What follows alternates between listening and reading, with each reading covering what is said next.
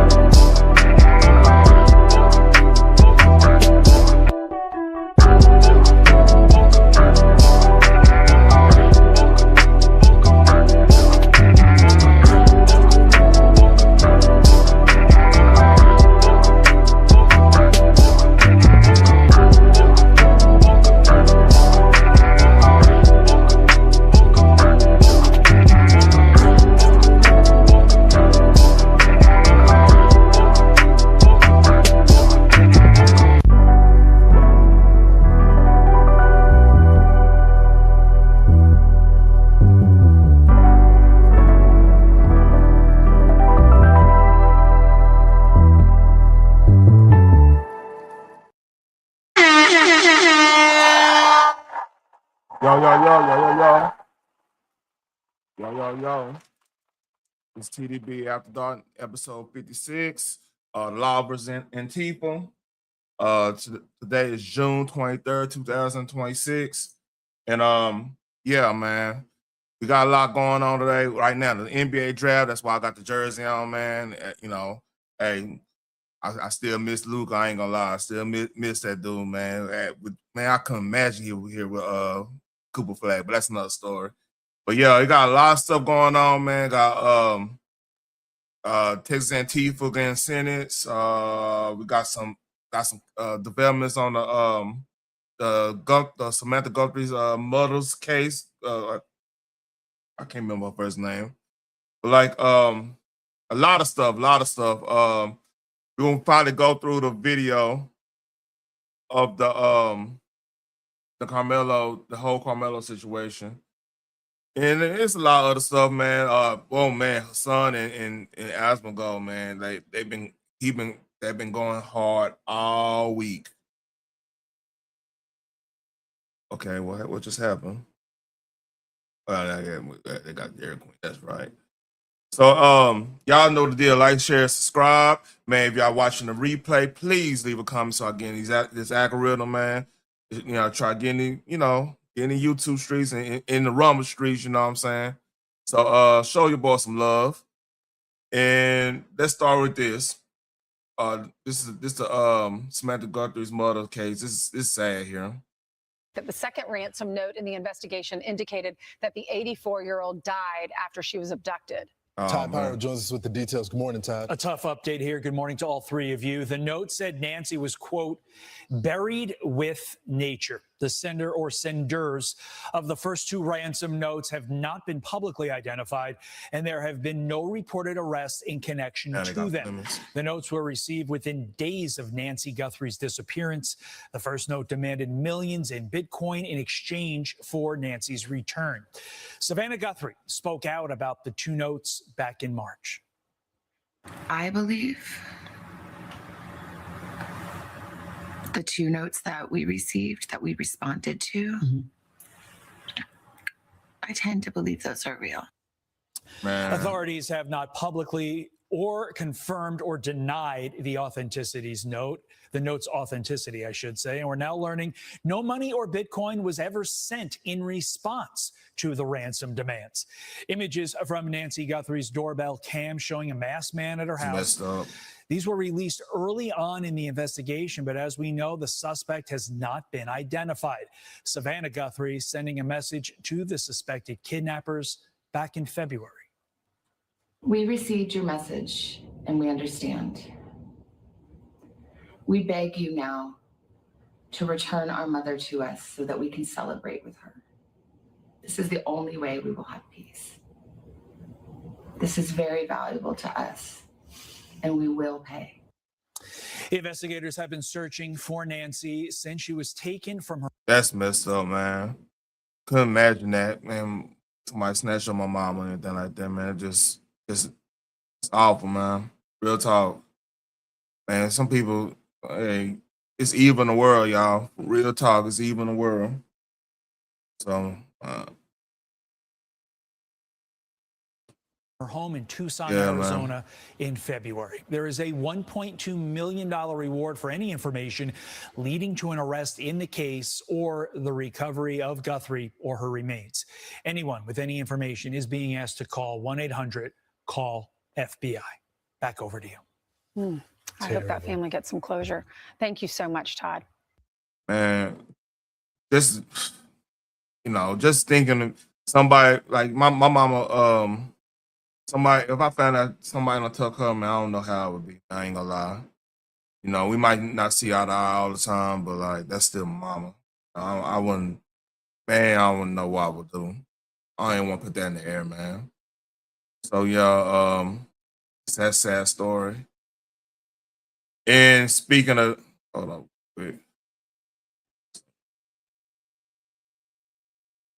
Give me 1 second. So, with that being said, man, I'm getting more news stuff.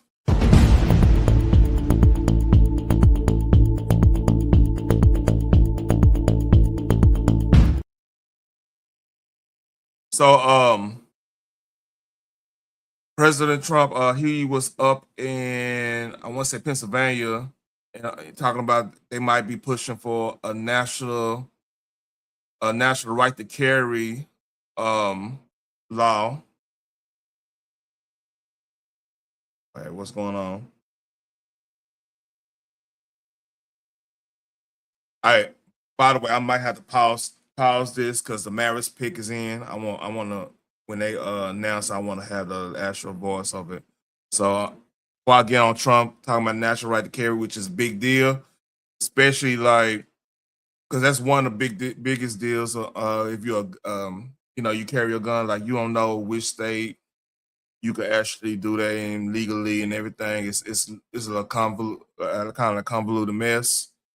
But yeah, we'll talk about that a little bit more. I'm waiting on them to do the. Come on now.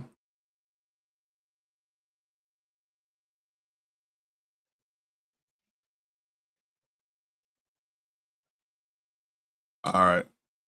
So yeah, we'll talk. I'll go more about it. I just want to see who the Mavericks take before I don't want to be distracted. And they take it to the pick in. Yeah.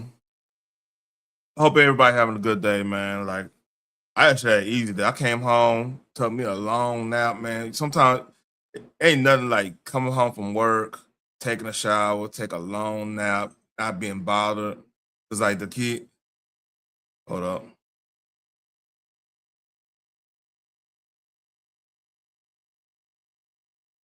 up. Dusty May, man.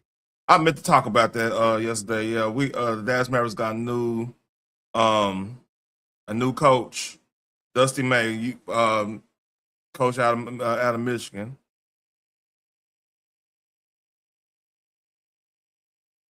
And they won the national championship. Oh, here we go.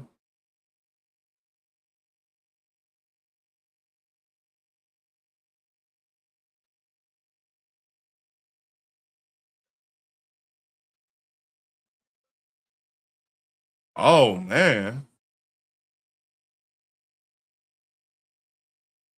Oh, man. All right. I wasn't expecting that. I would think we're going to get a point guard, but that works too, man, because he's going to match good with Cooper. Yeah. I ain't going to talk about that. I'll do another video on another channel. But, hey, let's get back to this. All right. This is him. This is Trump in Pennsylvania. Here we go. The NRA, everybody, they really have been. They've been with me right from the beginning.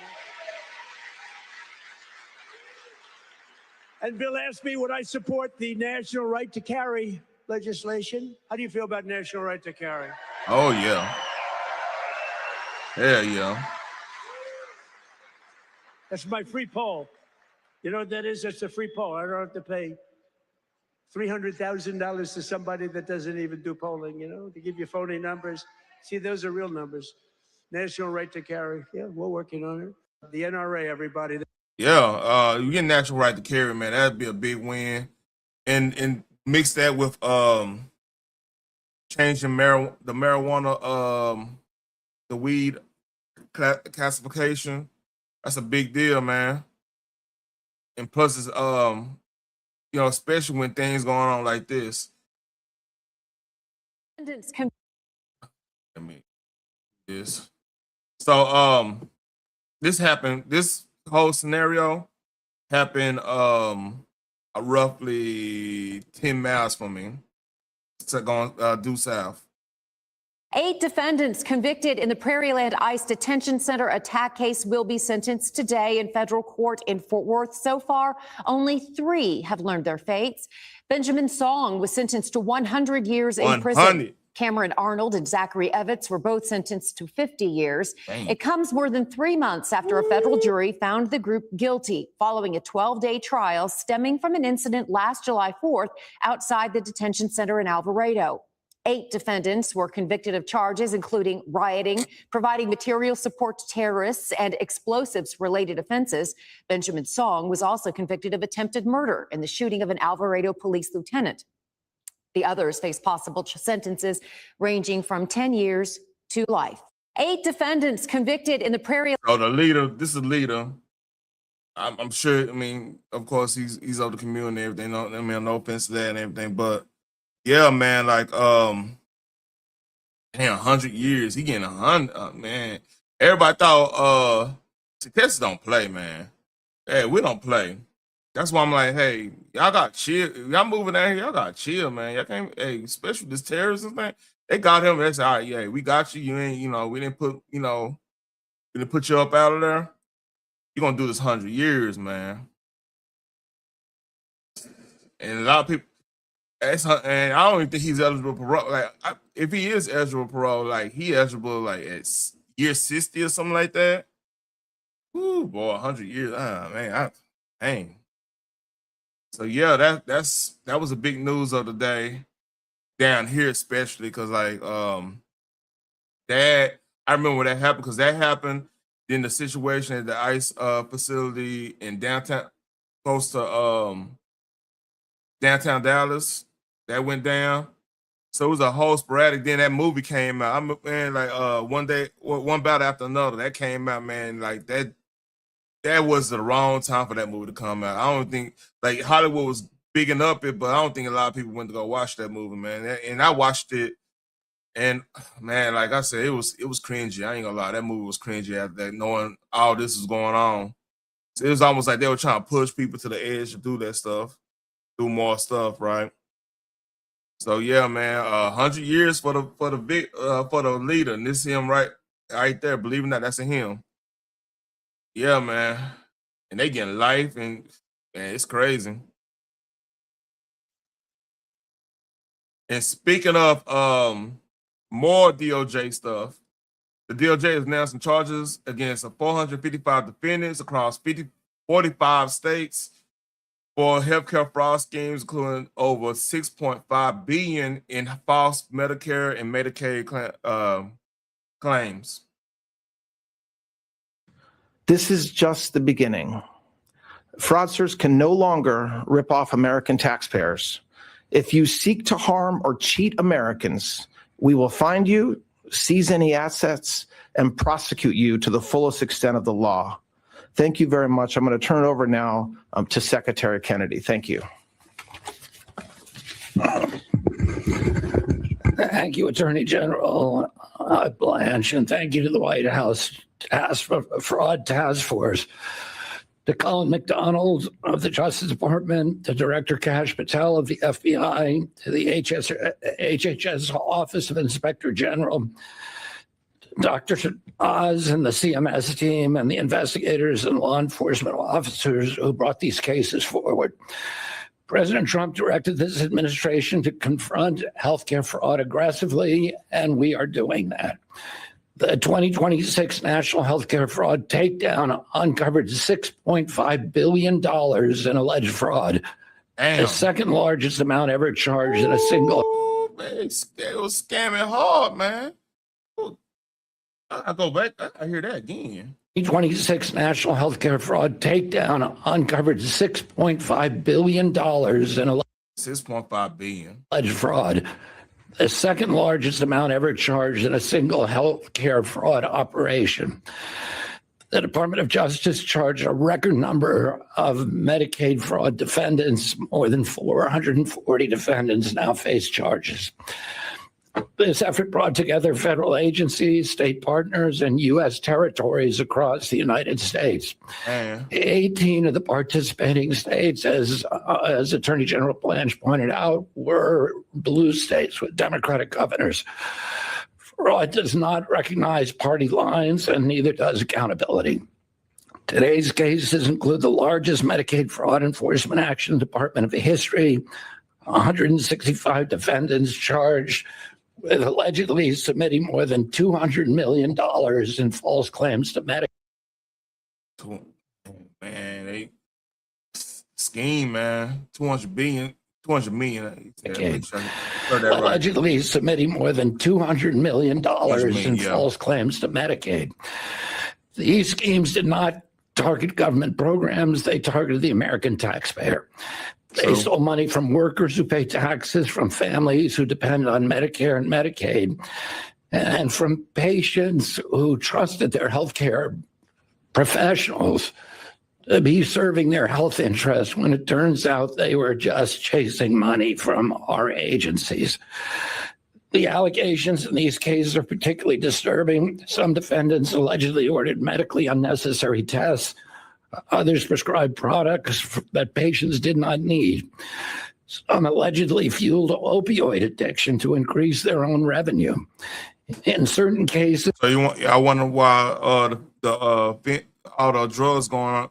It's one of the reasons. Not even going on the drug situation. It's one of the reasons why they are pushing to change the legalization classification on marijuana, because of the and President Trump talked about it yesterday. I had it yesterday.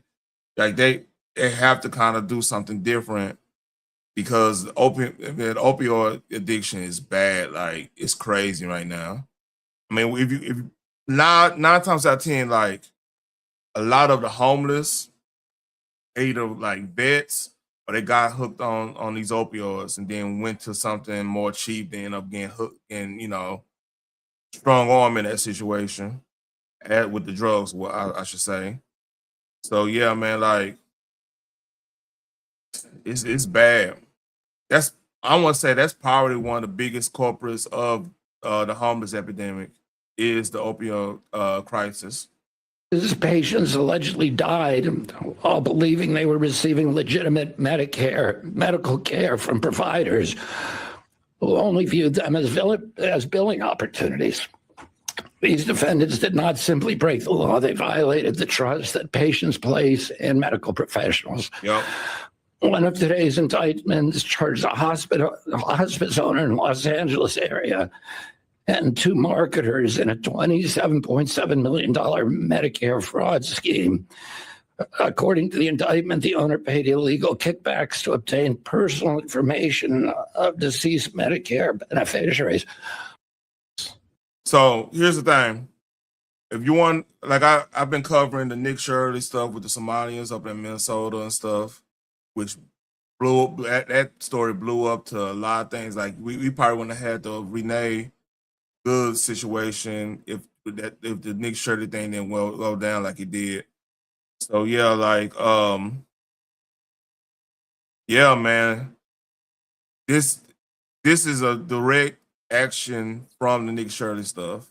Like him going to all these places trying to find fraud and everything.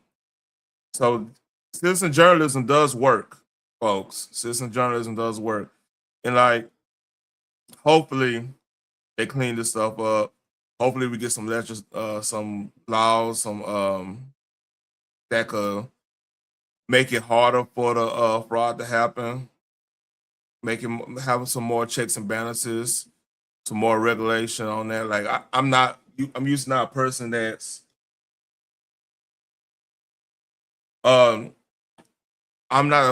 typically not a person who will be pushing for more legal regulation. And honest God truth, like I will make an argument that if you don't allow so much funds to go to these programs, you want to have so much fraud because you have to be more mindful of where the money going. You have to have more checks and balances in that. So it'll regulate itself because the money will be finite, way more finite than it is now. So that's an argument to be made. That could be the self-regulation. It'll be a self-regulating situation if you kind of take a lot of the money that we've been given to Medicare and Medicaid. I know that's politically suicide in some cases, but I feel like Medicare should not be this expensive. And one reason is this expensive is because government intervention in it. Because like somebody on the other side, I would say on the left, said that healthcare should be a right when it's a service. And once we get a hold of that, they'll hold of spending. Because like if you go look at our spending, our deficit, a lot of it is unfunded liabilities, I believe, which is basically stuff we promised that we just, that's just in the budget because we promised it and stuff. That's basically what it is. So like what I'm saying is, right, we start cutting that, more market solutions will happen. Like it'll be less likely to have fraud because you wouldn't need fraud because it'll be more affordable. Just because you're not having that free spigot of money going to healthcare like it is now. So it's a double-edged sword because like some people say, well, that goes into the research and all this stuff. But right now we see $6.5 billion just going to the ether. You know what I'm saying? You can find a way to cut that and put more stringent regulation on who creates certain healthcare providers and do, who can maybe there's one good thing about doing the whole weed legalization situation. Now you might not need to have so much medicine out there. Some of the CBD, some of the hemp products and stuff that's out now could probably take that some of the opioids place. It might not, it might be a long reach, but I'm just saying like there's ways we could probably cut this down so it could benefit both sides, but we will have to have two sides that really want to have a solution to this that's politically expanded, that could have the political capital to do so. I don't think the left will really provide any type of solution. We'll have to, the right will have to make it happen. So speaking of healthcare, like Tulsi Gabbard been really talking about this. Like she's this I believe this is like her last act as DNI, Director of National Intelligence. So she's going after Fauci really hard in this. And this is from the Megyn Kelly show. Megyn Kelly that's whole nother avenue there. But hey, here we go. Let's read.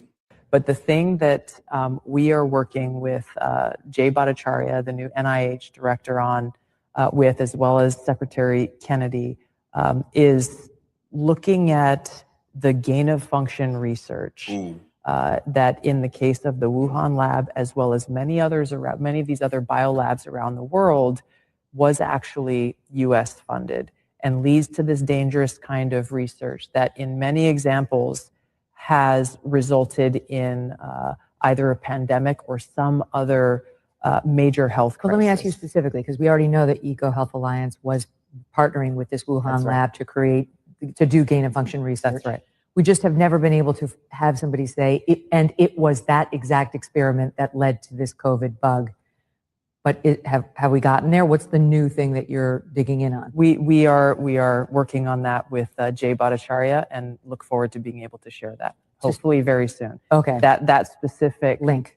Correct, between the gain of function research and what we saw with COVID-19. I mean, that would be extraordinary because just so the audience knows, if that's true, if it was Peter Daszak's research with the Wuhan so-called bat lady that caused this pandemic, then we did fund it. Then Anthony Fauci helped. That's big, and like, I wonder how that's gonna go down with Fauci, because I think the statute of limitations supposedly up, but I wonder how they'll play that. That's interesting, because like technically, I ain't want to go there. This is a whole interesting storyline, in my opinion. We go back a little bit. Research and what we saw with COVID. I mean, that would be extraordinary because just so the audience knows, if that's true, if it was Peter Daszak's research with the Wuhan so-called bat lady that caused this pandemic, then we did fund it. Then Anthony Fauci helped fund the pandemic. The thing that he denied over and over and over to Senator Rand Paul's questioning. That's right, Yeah. under oath. Under oath. So they got him on. That's a perjury trap right there. Oath, exactly. So is it any wonder that he sought a preemptive pardon for anything during a certain period of time? So going back to you said preemptive pardon, right? So that's gonna link into Epstein too, by the way. That links in. Ooh. Wow. That links into the auto pen situation. So it's gonna get interesting because if they, I'm talking about Congress or whatever, they notify the auto pen pardons, that's gonna, oh man, shit's gonna hit the fan, especially if Trump keep the House and Senate. There's gonna be some shit going on. But let's read.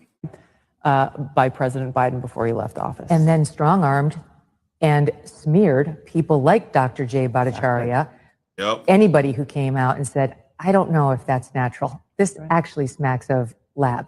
And the reason why this is so important is not just what happened in the past, it's because this gain of function research is happening in biolabs around the world.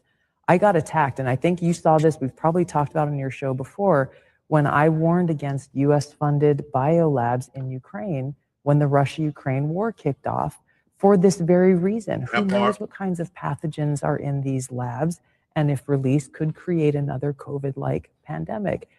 I'll keep a buck with you. I got a lot of flack for this from my kinfolks and stuff. Like the Ukraine thing, right?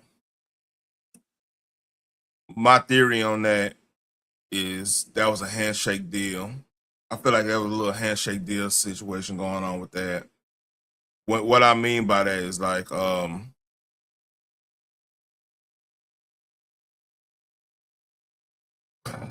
Hunter was doing business with Ukraine, right? And he was dealing with business with Russia with that gas company he was a part of. So like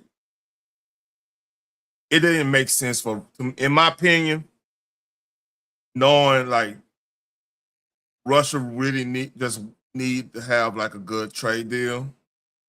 Taking over Ukraine didn't make any sense. I understand Russia's point of view when it came to Ukraine want to be in the EU and NATO. I understand that point. Like NATO is one thing because NATO, like you got a direct line to the president in office when you're dealing with NATO. So if there's any misunderstandings, it's basically gonna be they're gonna be calling the president or who the national security advisor, whoever in the league that a State Department, whatever. You know, they have a direct link, so nothing untoward happens. But with the EU got their own agenda. So that part I understand Putin's point of view on that. Like, yeah, you don't really want to be, you can't be in both. Like, because like EU got like I said, they got their own agenda. They're doing a lot of stuff. The immigration is out of control. We're gonna talk about that a little later with Asmongold. That whole situation is not a good. If I'm Russia, I wouldn't want that in Ukraine because you're a neighbor. There was one country. All of it was the Soviet Union at one point in time. And if y'all know anything historically about Ukraine, like Kyiv used to be the capital of all Russia before Moscow, way back in the game, in the gap. I'm about to say something. Had a phone slip. Way back in the day. And some could argue that's one of the birthplaces of Vikings. That's a whole nother story there. But yeah, I understood Putin's point, but like I think it was a wink, wink, nudge, nudge. Let Russia get Ukraine. That's why like Biden was doing a little this and that. And what happened that with the places they bombed, it destroyed a lot of the evidence of Hunter's involvement with the with Ukraine and the under dealings and a lot of money being moved around and the whole quid pro quo. Yeah, I said that right. Situation with when Biden said you ain't gonna get this money if you do this. That whole investigation of what they were trying to impeach Trump on for investigating it. That's the crazy part. He trying to investigate it and they trying to impeach him for that. And then this how crazy that shit linked into everything going on now. With that that impeachment hearing, that's when Trump dropped the dime on one of the Quid Forces general that was doing a lot of the terrorism, giving Hezbollah a lot of their stuff, Hamas a lot of their stuff. Yeah, he dropped a dime on them when he was in Iraq, which is crazy. Like that whole scenario was crazy. All during the hearing, his impeachment hearing. So if y'all ever thinking Trump ain't a gangster, like the worst thing you could do is put Trump in a corner, man. You don't want to do that. I mean, woe is to anybody mess around trying to do some nefarious stuff. If our political system put him in a corner, he gonna drop a dime on somebody. It's crazy. Let's read. And for that, I was called a Russian asset. You're, trumpeting Putin's talking points. Oh, that's crazy. She said that. Because, like, I remember, I think Hillary said something about her being a Russian asset all of a sudden. Back in, like, when she was running for back in 2020, she was running for be president. They chunked that on her, and she destroyed Kamala. And what's crazy, Kamala, she's leading the polls right now because what's in deep shit right now, Newsom. So yeah, man, it's getting interesting. But yeah, like she investigating the gain of function research. And all of a sudden, she's a Russian. She's a spy. She's this. She's that. When you try to figure out what's going on here, so it's weird how they always started. Because like once used to be like if somebody would start asking questions, like asking questions. But I'll give an example. This is a big conspiracy theory. Ask a question of how a felon like Charles Manson had access to all that LSD back in the gap. So that was a big thing about the CIA giving. I ain't say CIA. Well, some state. I'm not gonna say CIA anybody because I don't know. But some state actor was giving Charles Manson the LSD to give to the ranch, them people at the ranch that ended up happening during the whole that whole scenario when happened in California back the murders and stuff that went down. you said it's the whole helter skelter stuff. So like when people used to ask questions about that, they would make a term for people who ask questions. They'll call them conspiracy theorists. Even with the whole COINTELPRO stuff, when you start talking about that, they'll label you a conspiracy theory or theorist or whatever. So now, when you start questioning things that's going on in the government, like things that's weird, like why the whole Ukraine thing was going on. Oh yeah, you a conspiracy theorist, or you a Russian asset, or something like that. Or you start questioning 2020 in general. Oh, you a conspiracy theorist. So that's a way to shut you up. And it happens on both sides, but really hardcore with how the state does they business. They'll just call you crazy instead of answering the question.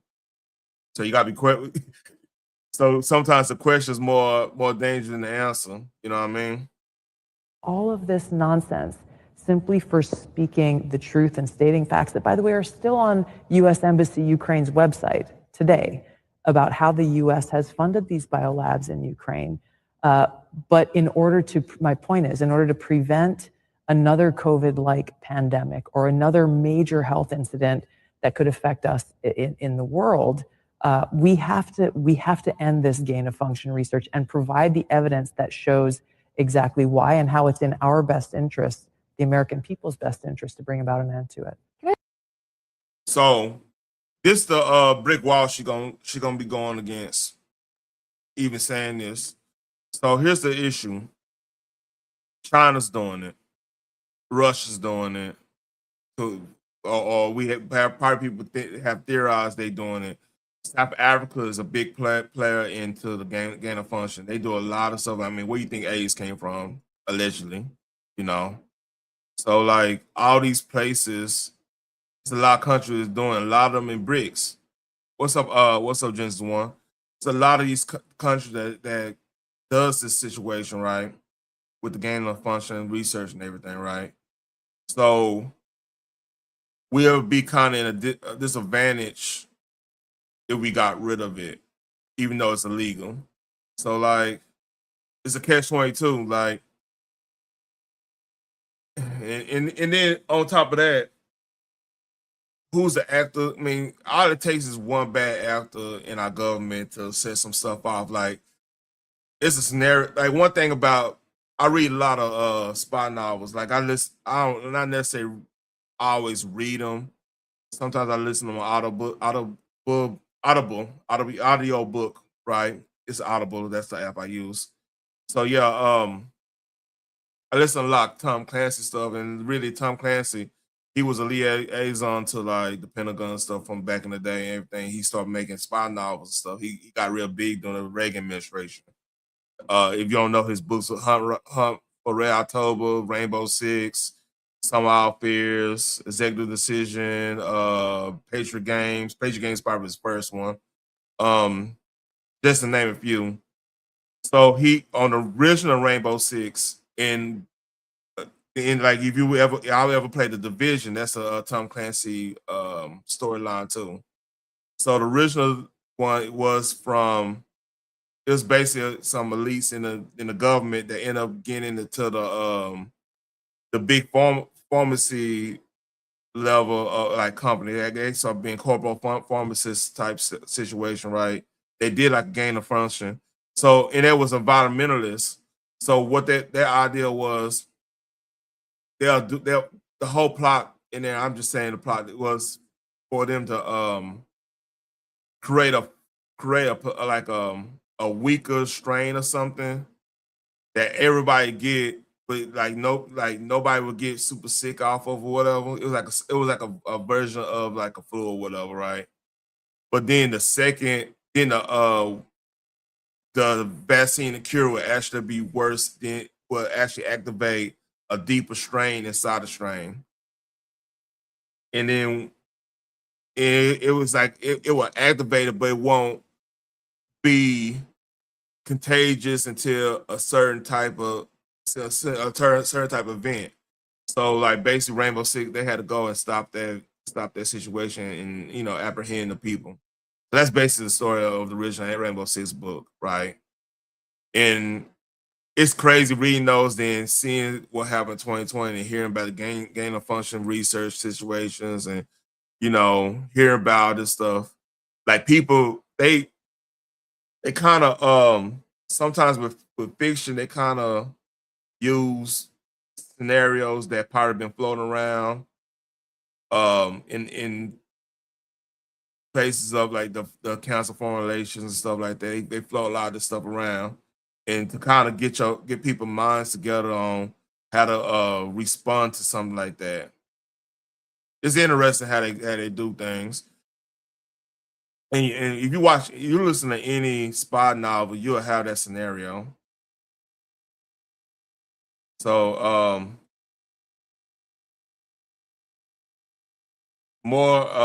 this is based on a news story on this. Hold up. Fauci pushing the unproven theory that the COVID pandemic came out of a wet market in China, but then that was EcoHealth Alliance chief Dr. Peter Daszak, a friend of Dr. Fauci, admitting that the Wuhan lab in China was genetically creating, quote, killer super coronaviruses. This is gain of function research so as to sell vaccines. EcoHealth Alliance did get U.S. taxpayer money to do this dangerous research. And now former DNI Tulsi Gabbard declassified documents showing the CIA warned Dr. Fauci about a Wuhan lab accident where lab workers did get infected in late 2019. Let's bring in Dr. Peter McCullough. Doctor, what's your take on them talking about this? The documents show a government official under Joe Biden said they saw this video of Daszak talking about inserting spike proteins into viruses to make them super viruses more infectious to bind to human cells. What's your take? Fauci, when he was talking about the wet lab, he was lying through his teeth. He knew all the while that SARS-CoV-2 was created in the Wuhan Institute of Virology. And his influence was enormous through the intelligence community, the academic community. That's crazy. That is insane. Hold on. I got to do something real quick. Give me a second.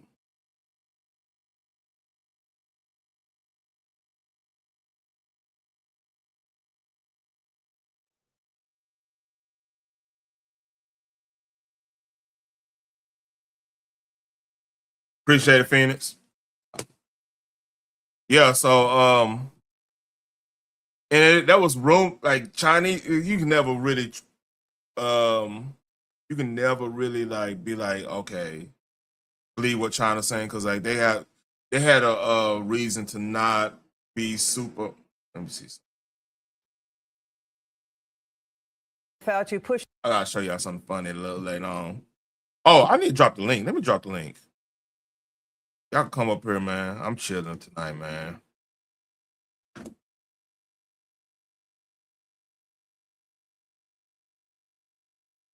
So, y'all want to see something crazy? It's from TMZ. So, look. Before I tell you this, this is a little traumatic here, right? And before I say this, before I show y'all this, there's a reason why they have seatbelts, restraints on roller coasters. All right. This is at Disneyland. And people about to get fired. What's up, Selena? People about to get fired here. So let's read.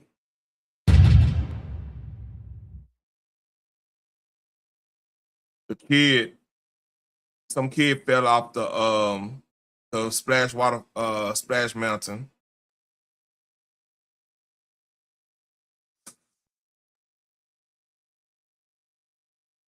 Oh shit.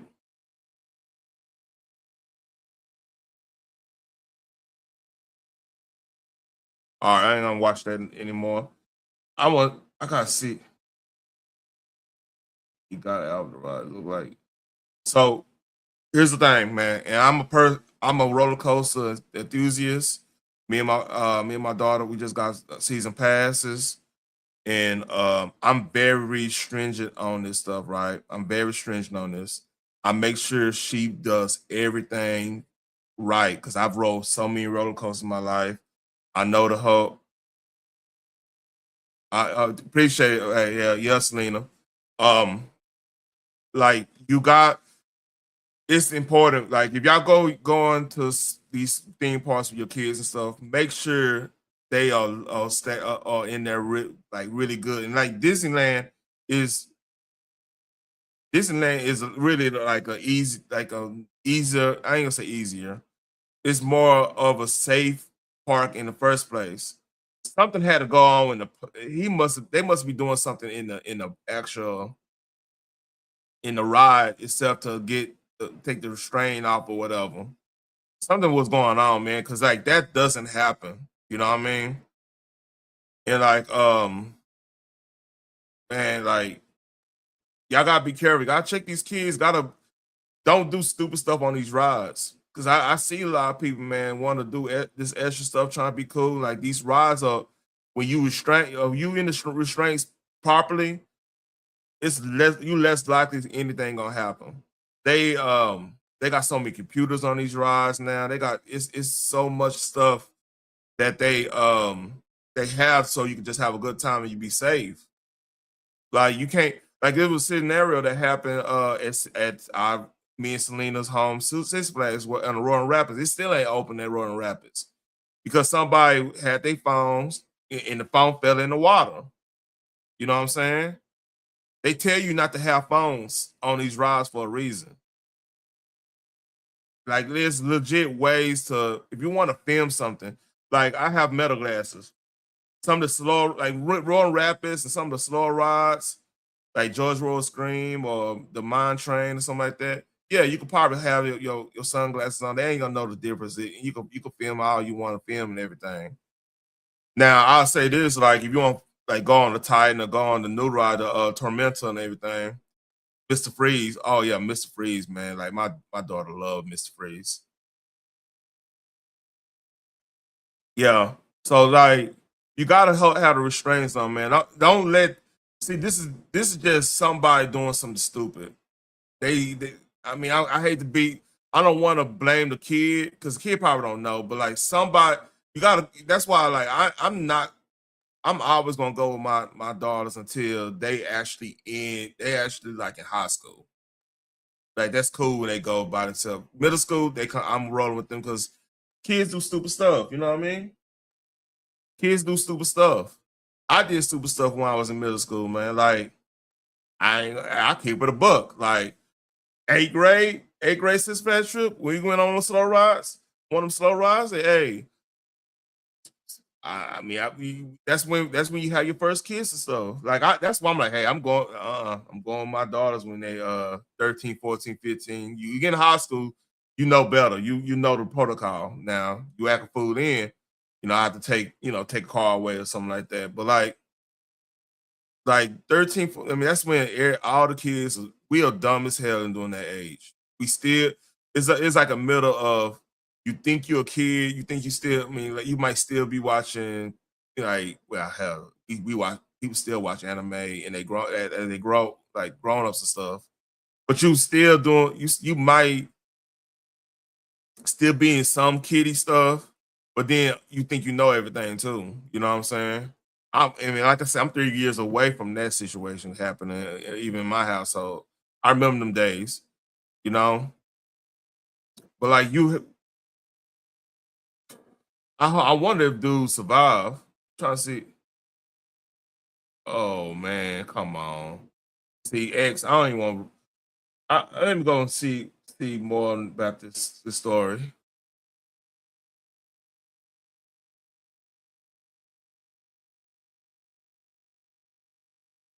Oh, it happened.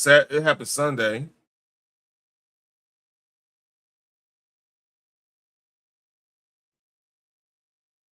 All right. Here's the story from Fox News. A 13-year-old Disneyland guest was medically evaluated after exiting a ride vehicle and sliding down the final 50-foot plunge on Tiana Bayou Adventure. That's the old Splash Mountain. They changed it. Like, that was a big controversy too. The incident occurred on Sunday. Oh man, I was in Six Flags during that day too. On Tiana's Bayou Adventure, one of Disneyland's log flume rides, according to a Disneyland spokesperson.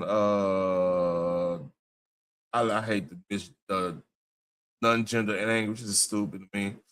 The boy got out of the long ride vehicle before the attraction final descent. A cast member immediately stopped the ride, and the team was later taken to a local hospital for evaluation. Both person said he evaluated as a precaution and later released. Oh, good, he lived. He didn't 50 feet. Like it's a slide though. See, man, like if this was like Texas Giant stuff, he wouldn't have made it. I'll keep it a bucket. If he was Titan or something like that, one of these big like the hyper coasters, or, you know, on that type of time, yeah, he wouldn't have made it, man. Like you can't be playing on these rides like that. So that's a blessing there, man. He made it. I mean, he had, hold on. One radio was riding the attraction at the time, claiming that several passengers saw the boy 5 moments before the ride came to a stop. He attempted to exit the vehicle on top of the final drop. Another user wrote, the ride stop mechanism failed to engage it or was already threshold free for. Oh, come on. Like, man, like I said, you gotta raise your kids, man. Like, what was he thinking?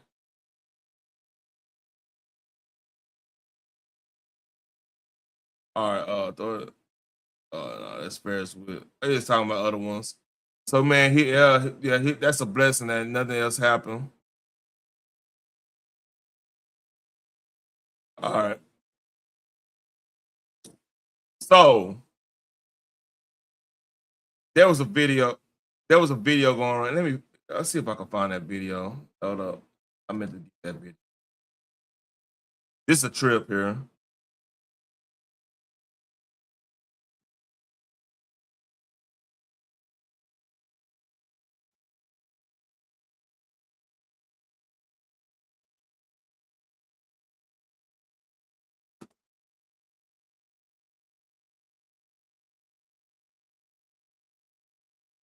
Let me up here.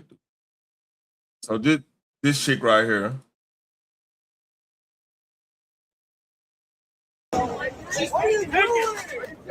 Yeah. She stole a goddamn trash can because it had the Knicks colors. So apparently, all right, executive. She worked at JP Morgan Chase. Her name is Angie Baez, Dominican from the Bronx, first generation American, and probably definitely going to launch a podcast called Unconscious Baez in near future. She might need to get on that because I got yeah. So yeah, they proved that she is a employee of JP Morgan Chase, and she was a quote unquote DEI executive, which is, man, come on, y'all, you guys sit your head down. I'll tell you right now. Look, I'm not gonna say one thing or other about DEI stuff, but just if you're a DEI executive, project manager and everything in these big corporations, you don't want to do anything gonna raise suspicion and raise eyebrows to your nature of working at that place.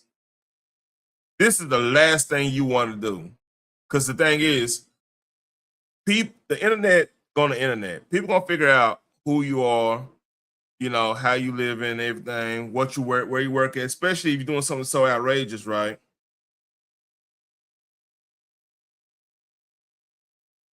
So yeah, this is not the play. And be that as it may, here we go. Breaking news: JP Morgan fired DEI exec who dumped and stole a Knicks NYC trash can. She was on a subway with a Knicks trash can. Come on, man. What are we doing here? So this is what I call a stupid criminal right here. This is dumb criminal shit right here, man. Like you bet, like in this day and age, where like DEI right now is like it's like a crimson letter on you if you're in corporate America, because see the problem with DEI, not necessarily what it stands for and whatever, it's what it's been used for itself. Like coming from, like I said, I come from a comic book community, video game community, like pop culture, nerd stuff, right? And if you talk to somebody that's into some of the stuff like the Marvel stuff, the DC stuff, matter of fact, Supergirl is dealing with that right now. We'll talk about that tomorrow. You dealing with anything, and then they say, well, we hired a DEI consultant to run whatever platform or whatever show we better do. We got to do a remake of this show, but we need consultants here. That's like a dirty word for any fandom. Not necessarily saying, all right, diversity itself is not an issue. It's the all right, we'll have a fan favorite, but we're just gonna change this fan favorite because DEI reasons. So that what gave the bad taste into DEI stuff. Like then you got the whole Bud Light situation, all that stuff. Like it's not necessarily DEI as the idea of like, cause like knowing somebody close to me that deals with that DEI stuff, like they explain to me that, hey, y'all don't get it. This is implemented. It's really to help the you know, veterans or different demographics and this and that. And I had to explain to them like, yeah, I understand that standpoint, because yeah, I mean that might have been a tool to help like a veteran or whatever, or somebody with disabilities. That's cool. But what's being used in the pop culture arena is gonna overshadow the good that whole program had in itself. Now it's numbers of with people that's incompetent, even though by definition it might have been used to get certain certain disabilities, certain groups of like veterans and stuff, certain like even help with some people that had a conviction or two or something, probably help them get on a job or career or whatnot.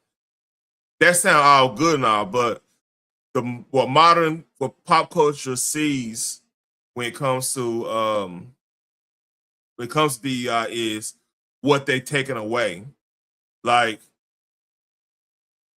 if I want to go watch a Punisher movie, let me take this back. If I want to go watch a Blade movie, like Wesley Snipes' Blade, Wesley Snipes' Blade was an influential movie that got a lot of people back into comic books. That made it happen with getting comic book movies to a point where it wasn't just Batman. It wasn't just Batman. It ended up being Spider-Man. Ended up being X-Men. Ended up being eventually Iron Man in the MCU. You know what I'm saying? And Ghost Rider and Daredevil, all that stuff, right? All that stuff. So what I'm saying, like they want to go watch a Blade. Now, when you do a Blade now, you're gonna have a DEI consultant gonna say, well, it's too masculine, it's more masculine, toxic masculine, and you start talking like that nonsense, it's gonna put a bad light onto your whole situation with DEI. Now, with somebody gaming and they hear DEI and they hear, well, you're gonna have to do a sensitivity training, they're gonna have a bad taste. Then once they get that position where they could get rid of it, they're gonna get rid of it. So what I mean by this lady doing this was a dumbass move, because now they gave up. You could cost cut now. You see what I'm saying? Now we don't need this position. Now we could, instead of having DEI, even a DEI situation, like a whole unit, we just put that in internal affairs or human resources. We'll implement it, but it's gonna be more on a broad spectrum. We're not gonna have an executive directly for that to pay. I mean, like she probably getting paid over six figures in that. If she a DEI executive, she probably getting paid in New York at JP Morgan Chase. She definitely getting probably close to six figures, if not more than probably like over 100 grand. And to live in New York, because like she probably getting bonuses and all kinds of stuff, right? So this is dumb. She probably could have bought a trash can and had it painted New York Knicks and been in a better situation. So look, stupid people, man. That's all I gotta say. So hey, let's laugh a little bit. That kind of pissed me off.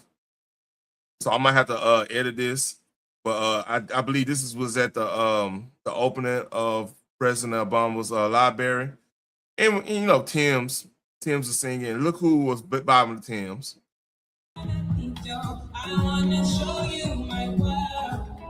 I have a thing of Tim's and Sizzle. I got a thing for my wife. No, like I'm just gonna vibe when she. So when you see this, I understand.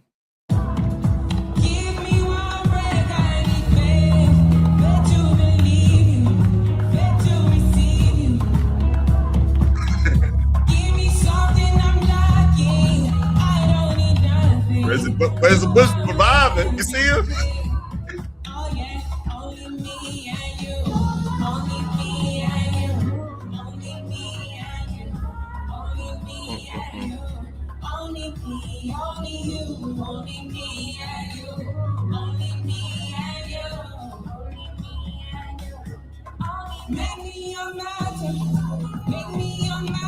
All right, that's enough. I don't want to get flagged, but yeah, salute to Sizzle. Salute to Tim's. I'm thinking Sizzle. My bad, I'm tripping.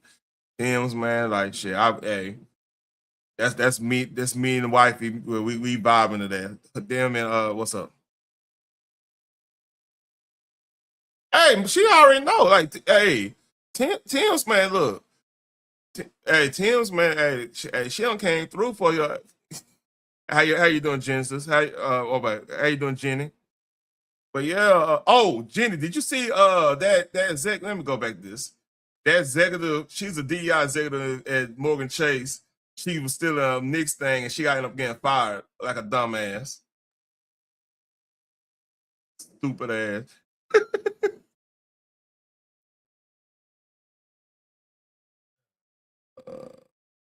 All right, we got 3 more picks to Mavericks pick again. So yeah, Tim's like I said, like, look, man, my old lady, she like my little Tim's in a way. We good, man. She don't gotta worry about nothing. You know what I'm saying? I mean, that's my baby now. She doing homework anyway. She chilling. All right. We at the segment.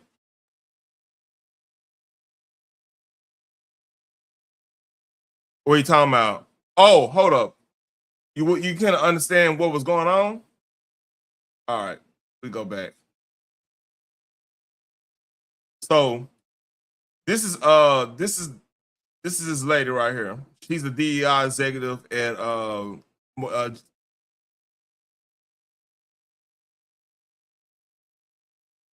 she stole it. She wanted to keep it for herself as a souvenir. And she got, of course somebody fucking around and videotaped it. Well, videotaped it. Cammed it up. Ooh. What are you doing? Yeah.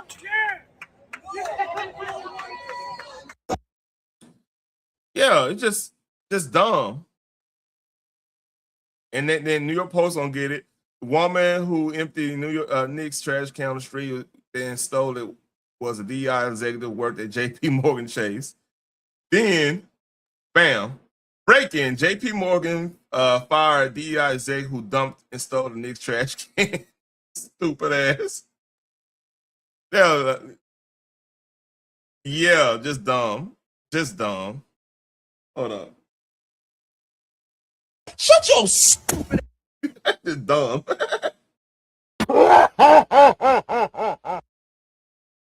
Yeah, this is dumb. All right. Let me drop the link again. If y'all want to come up, for y'all want to come up on this, man, because I'm at the segment of We want to talk about Carmelo Anthony again. I dread this. And shout out to TTB. He posts this on X, getting it from him. You know what I'm saying? So yeah. Let me see. It's a lot. Let's see. Let me look at. All right, I'm gonna start around right here. So y'all, if y'all know, back in on Friday, they released this. They released this video and everything, and yeah, I let's go through this. Very dumb, Jenny. So this the tent, everything.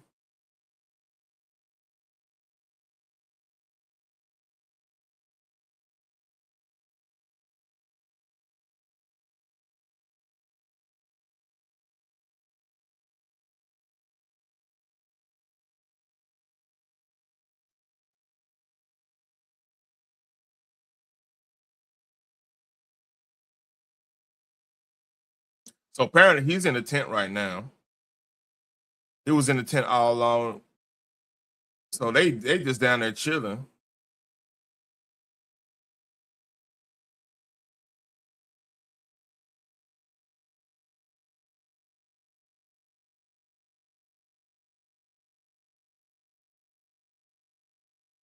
So somebody moving around in there.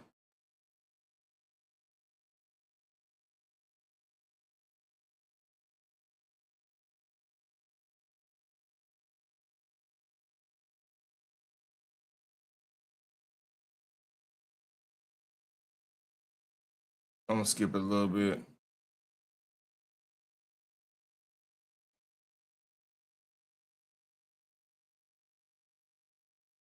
It don't even look like a hostage situation.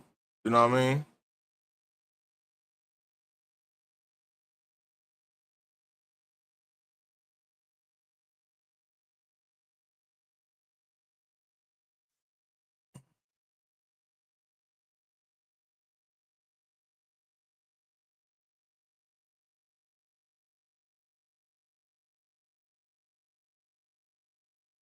Let's see.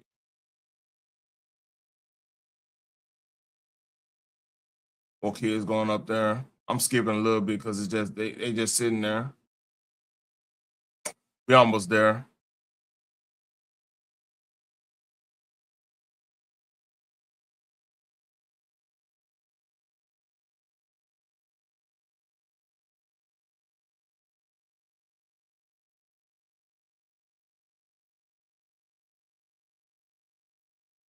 I guess they talk something moving on. I guess somebody talking to them.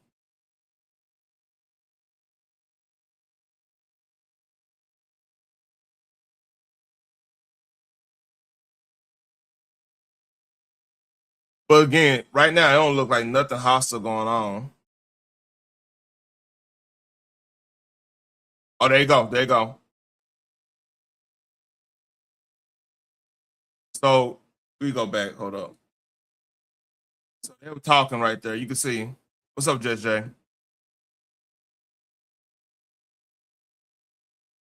He lean forward.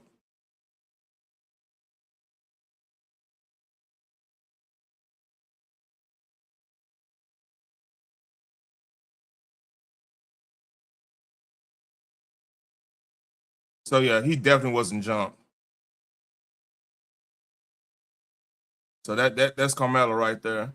He definitely wasn't jumped. So that was a whole calm scene. So that whole jumping narrative was bullshit. That was definitely bullshit. Because like I said, they just sitting down. So that tells me it was just words being said. He probably could have got up and said, all right, you know what, bet I'm going to make a move or whatever. You know what I'm saying? He could have got at that situation. So that I see why the prosecution gave him 30, the jury gave him 35 years. I still don't agree with it. I think only reason I don't agree with it is because I think he he could be redeemed. He's young or whatever, unless there's more things I don't know about. As in, if you had like nobody said he had a juvie record, and then that stuff usually come out. So like that's crazy. Nobody was jumping on him. He could have got that situation. It was calm, but 8 minutes straight, it was pretty much calm to that situation. This is the next fuck up he did. He ran away from the situation.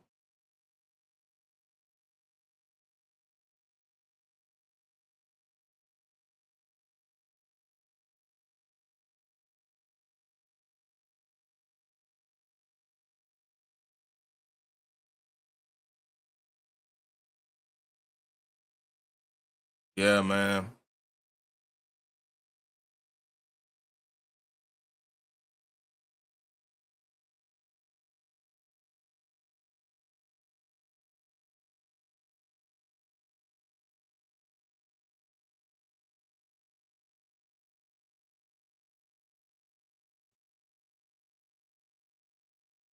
So this is basically the after thing. I'm not gonna go in deep in that because we already know what happened there. So I mean,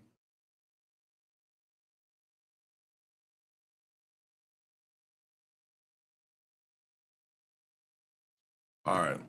So Stephen A. Smith has something to say, and I'm gonna tell you this too, man. Like, the craziest thing, like at my job, I had a customer, like customer I know. We talk a lot and stuff. Like he know my people.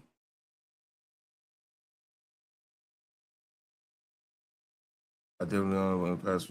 And let me. All right, you take care of Jenny. You take care. So this is why it was. I don't think even the whole no black jury members is going to be I mean, he might get appeal on that, but he was going to be found guilty no matter what. Cause like I have a customer like this dude was like, I'm telling you, he went to the marches. He always was rocking Black Lives Matter stuff and the whole nine. And I saw him not even at work. I saw him just out and about. He know my people, like I said, so we have a little rapport. So I was chit chatting. I said, man, we just be chit chatting. He like, hey, what do you think about the Karmelo thing? I was like, hey, he probably shouldn't got 35 years, but that was a hard case to prove. He probably should have got a deal. He was like, man, I was saying the same thing. So I'm telling you, somebody that was an avid BLM, go to the marches. I believe he was at the march when the whole situation in July 9th happened with one of my workout partners was one of that whole shooting situation. So yeah, like he was in it. Like he was always like he was really big on X talking in Black Twitter. He was all into that stuff, right? Which I was part of it, of course. I watch to see what's going on, see what everybody mindset is. But with that being said, like he even changed on this. He was like, man, like people don't understand because he's mentoring to kids. He's doing the whole King Randall thing, man, down here. So he's trying to teach them how to deal, trying to be the solution, not the problem. Trying to teaching these young boys like how to deal with the police, how to deal with like just man shit in general, how to change a tire, change brakes and stuff. He teaching them life skills. I'm not gonna give a name because I don't want. He might not want to be on it. I gotta make sure I get consent on that or whatever. But like yeah, we had a long conversation, man. Like just talking because like we used to argue about some of the things, like especially with like the Minnesota, I just think George Floyd situation. I was telling him like, hey man, like there's some things that he probably could have played that differently or whatever, blah blah blah, this and that or whatever. I mean, we had a little debate over that, but now like he's totally different. Now he was like, man, yeah, I mentor. I'm trying to say, hey, I mean, especially us as young black boys, like we have to always be on point when it comes to dealing with folks. Like, you know what I'm saying? Because like rules that apply to our women, like I was saying the other day with Judge Jay, rules apply to y'all it doesn't apply to us because like y'all could just feel unsafe and somebody come to the rescue and try to help you out or whatever. Somebody, even outside the race, they gonna see a woman in stress. Somebody gonna come to the day, try to help you out on that one. A lot of times, sometimes it could be nefarious people, of course. I'm not saying 100%, but you're gonna have somebody coming up to you. Us, if we feel unsafe, we have to have a protocol on what we do to get out that situation or go through the situation, you know what I mean? So yeah, like Karmelo made a lot of mistakes in that. Like if you got a situation where you think things gonna escalate, you gotta walk away, man. You gotta learn how to walk away to a point because you want to give all the reasons for you to have a good self-defense argument. Like if you fighting somebody, you don't want to hit them while they down because that could go from simple assault to assault and battery, like felony charges, real easy. Especially if you end up unaliving them with a fight, which that can't happen in street fights. Yeah, and I mean that's criminal negligence. That could be second degree, up to second degree, maybe up to first degree in some cases. If you take something, that could be capital murder. I mean, that's just you have to be very careful when you're dealing with threats, when you're dealing with fighting, and dealing with you gotta. It's all about framing. It's all about understanding your rights. It's all about got dark. All right, go. It's all about understanding all that stuff, right? So let's read. With that being said, let's look and see what Steve May said. And I don't know if I'm agree. This is the first time me listening to this. This is from the show, this podcast. Salute to him on that. AB kind of got you doing that. Let's keep it up, but that's another story. But salute you on that, man. Anyway, nevertheless. For those who want to support Carmelo Anthony, who want to act like a crime wasn't committed, who want to act like he was completely provoked, instead of bringing up the fact that he had no business having a knife at a track meet, instead of acknowledging the fact that he was in no real perceived danger in terms of his life being threatened, in terms of acknowledging the fact that under no circumstances, based on the evidence of what has happened, did it warrant him stabbing somebody in the chest. That's the thing. And this is why it's important. Like I know people talking about constitutional care and everything. This is why it's important for us, especially if you're a minority, quote unquote, right, to go to do the CHL class. Number one, there's a benefit from it, right? I speak for Texas standpoint. I can't speak for anywhere else. When you do a CHL class or whatever they call them now, they got a different acronym now. That means like when you do, let's say you go on to purchase a firearm. Now, like with I think it's NICS. That's the ATF form, whatever. It's the whole process when you go through, put your information on, everything like that. When you do that, have that card, it like basically they don't have to run it through the system. You kind of grandfathered in because they know you in the state system. So basically, it cuts down your gun purchasing time like in half, maybe 3/4. So because most of the time when you purchase a gun, they gotta run your name through the whole database, make sure you're not failing this and that. But if you got the concealed handgun license, that's one of those things where you kind of already been vetted. You know what I'm saying? So I suggest people, if you especially in Texas, losing anywhere in the South that got concealed, just go through the class and learn the law. And plus, you proficient in that whatever caliber you're using. Because like I know here in Texas, you can't qualify with anything under a 9mm. So 380s, 22s, and stuff, you're not gonna get qualified. But the good thing about it, like if you could fire a 9mm, you probably could fire any handgun out there. to a point, but it's good to go there. You know the laws, how they worded, the use of force, the protocol you got to do. If let's say, unfortunately, you have to use your firearm. Like, it's a way you call the police. It's a way you deal with the police when in traffic stops.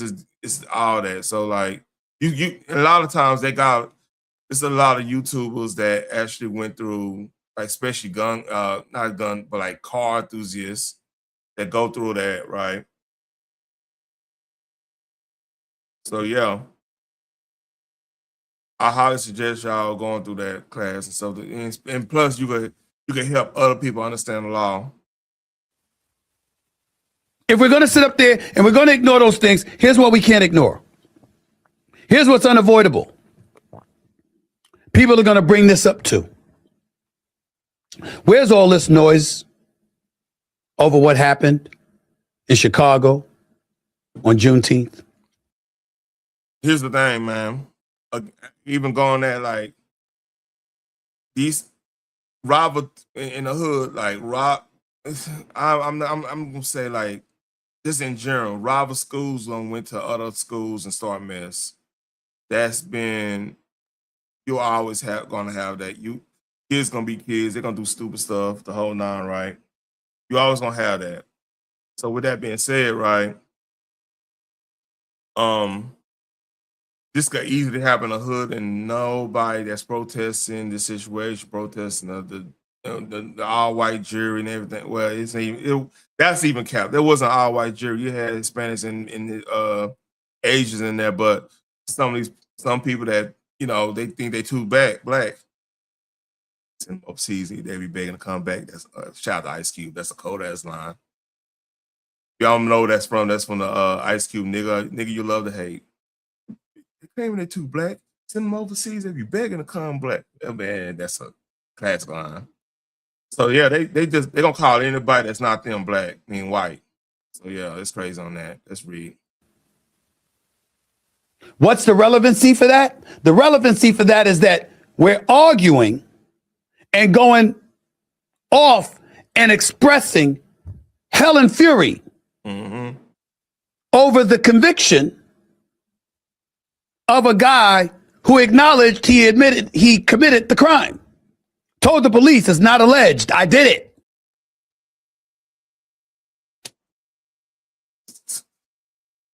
It's few times we have a convergence of opposite personalities agreeing. KB and Stephen A agrees on this subject.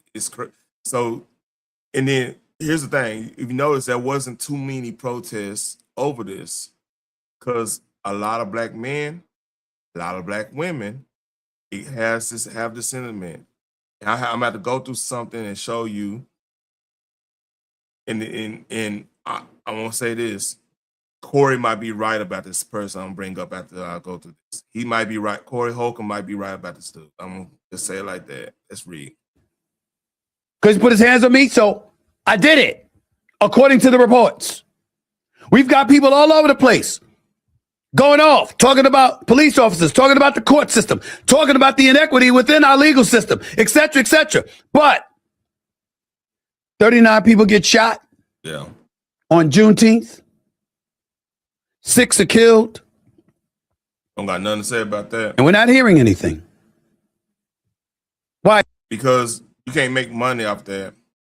You can't work on people's either insecurities of being black. Because a lot of times when you hear people, man, this system ain't made for us. Oh, it's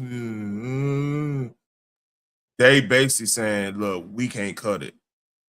I'm insecure about being in this world. I can't cut.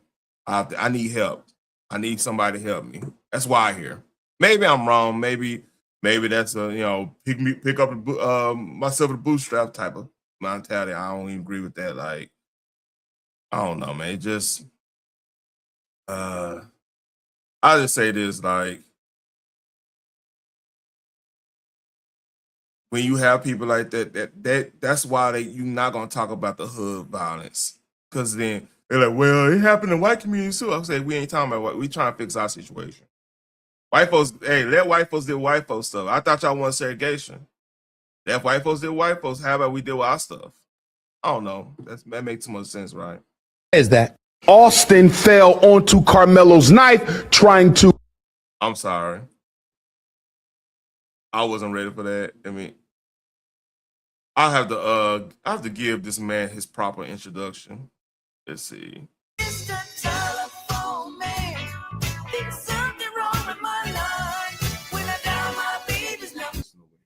You feel me? Hold on. Yeah. Nah, I got this.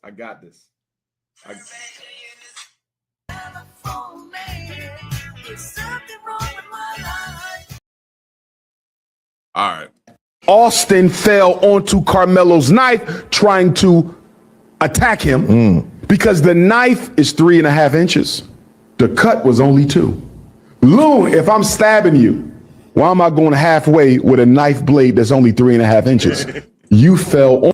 Hey, I have to respect. I gotta respect the show standpoint. Anytime Dr. Umar is Mr. Telephone Man, gotta come on. You know what I mean? I gotta respect it, man. This is a staple of my show today. Since we start doing Dr. Umar segments. Onto my knife, regardless, Loon. Salute to homie Tatum, man. I wonder if Westcott's still training. I mean, I want to probably do a link up workout session, man. I ain't seen his brother in a minute, Bobby Tatum. Shout out to them. Do you really think those 2 black boys who fell on that white boy's knife? Time out, bro. I can't do it. I got to get my haircut. My barber here fell on a knife. There ain't no human being on planet Earth out of 21 witnesses said that he fell on a knife. Carmelo Anthony's defense isn't arguing that he fell on a knife. Nobody's saying that these black people cannot take accountability for nothing. Now the boy done fell on somebody's knife. That's the problem right there. You see, ultimately, we got to pick our battles. We got to be better than that. What we going to do, got to come together to resolve some of these issues. What's the best way to do it? First order of business is to be real. To be real about the evidence that we're looking at and go from there and pick our fights and pick our battles. See, and that's one of the issues. This is why you need masculinity in the black community to step up, because a masculine mind is control of their emotions, and we strategic. I'm on stream, baby. We're strategic. You know what I'm saying? We think 5-10 years ahead. I mean, think about it like this, right? If we going to war, right? Well, like if you're a proper, like a grown up, you should already probably should already read Art of War. If you a thinking person, you got Sun Tzu Art of War is a must. Every grown man needs to read that. I'll say this. I read that. I've read President Ulysses Grant, his memoirs of the Civil War. He's the maker. He's pretty much the inventor of total war. You know what I'm saying? I read stuff like that, man. Because like, here's the thing: you gotta have a strategic mind. You can't sit up here and just a man that's not strategic in their actions, man. You're gonna fall for everything. You're gonna react to everything. And you're not capable. You know what I'm saying?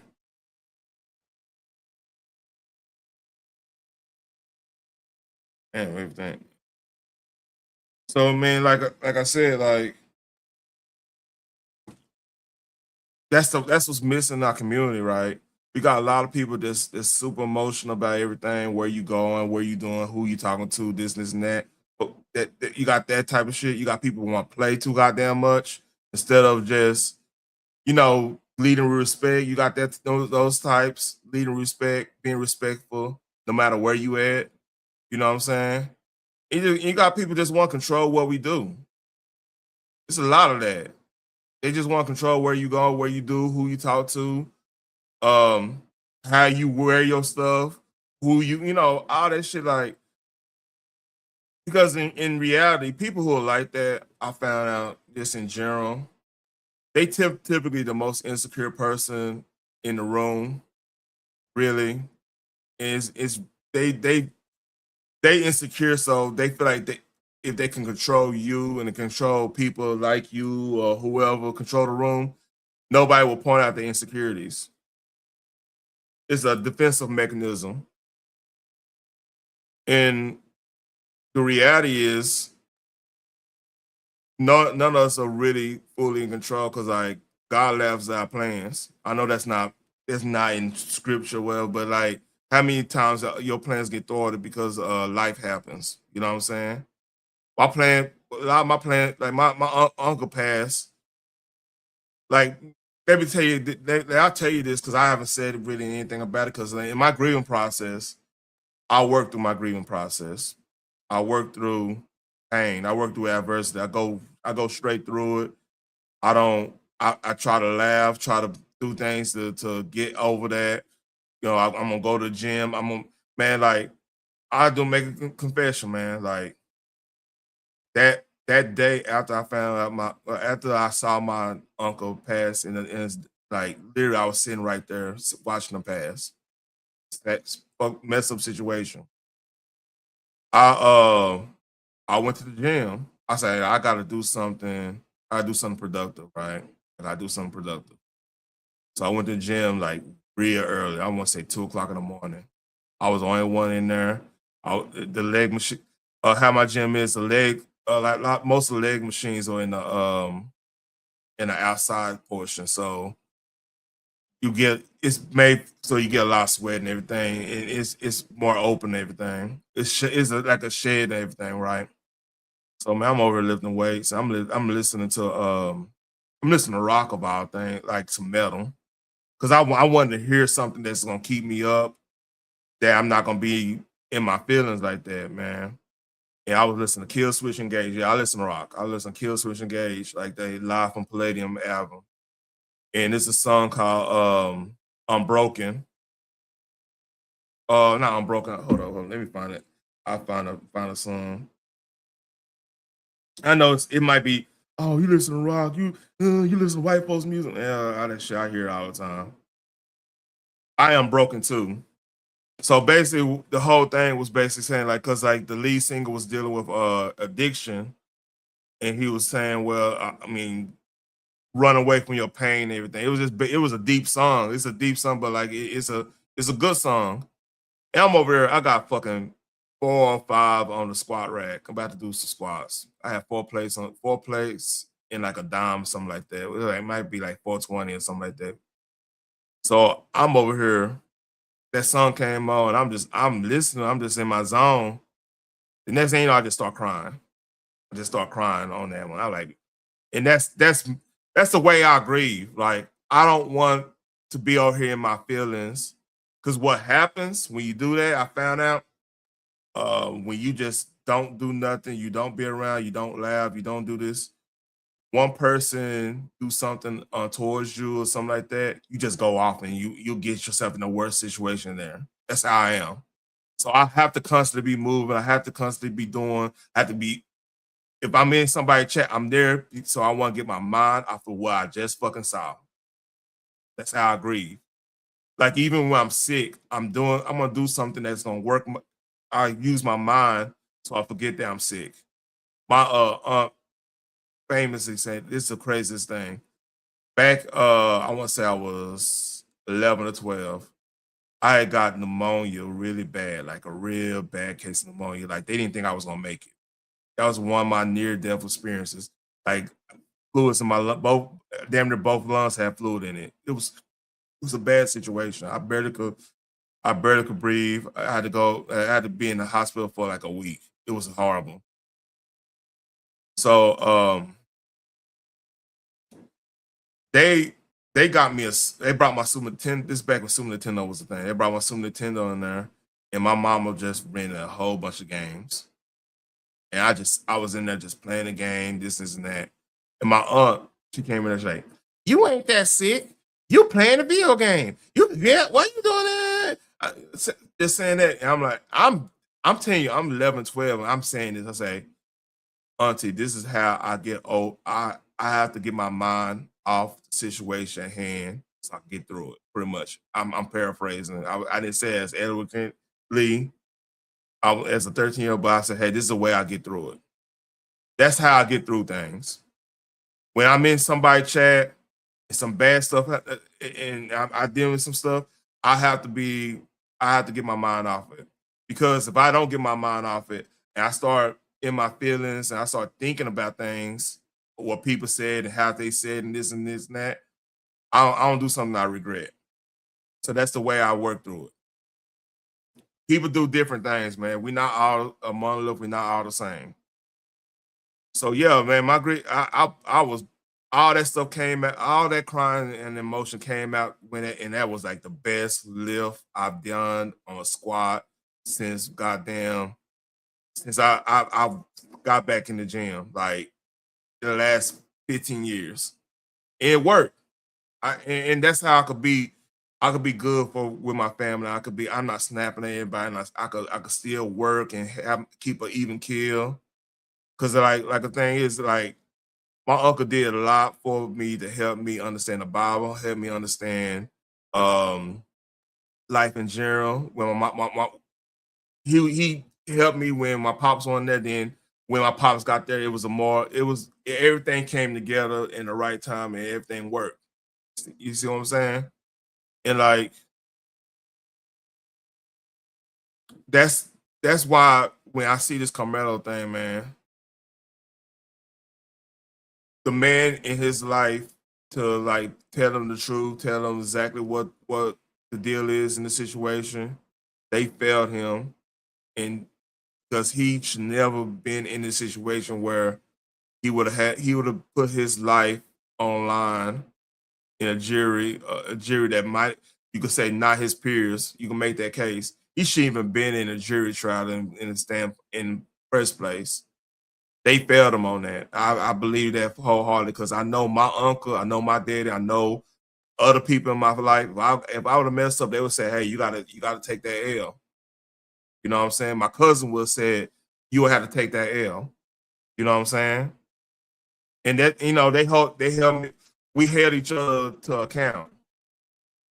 Like I hold our family account. Like, hey, I'm like, "Hey, man, you tripping? You moving funny? You gotta get your shit together." I talk to my nephews. I uphold that tradition, man. My uncle and them gave me, like all my uncles. You know what I'm saying? So that's why I do some of the things I do because I worked through it and I already gave. Look, he gave me the best things he could give me. That's knowledge of how to be a black man in America. My uncle lived through the goddamn civil rights era. He was in Vietnam and everything. You know what I'm saying? And he loved his country. He didn't cry. I see a lot of motherfuckers who all they do is fucking crying, saying, "Woe is me" and shit, man. He lived through he lived through Jim Crow. You know what I'm saying? Never cried. He went to work. Dude, he used to work at General Motors, right? And he would work 7 days a week to provide for his family. You know what I'm saying? I worked. Like, I'm keeping a buck with you. This is this is the reason why I don't really like going back and forth with people online. Because I look at this as a business. I look at this as a legacy builder for my life. I hope people will someday hear what I'm saying, and that could affect them to be a better person and stuff. And then, like I said, when my funeral happens, they could go back to some of my videos here and say, "Hey, this is what type of dude he was." You know what I'm saying?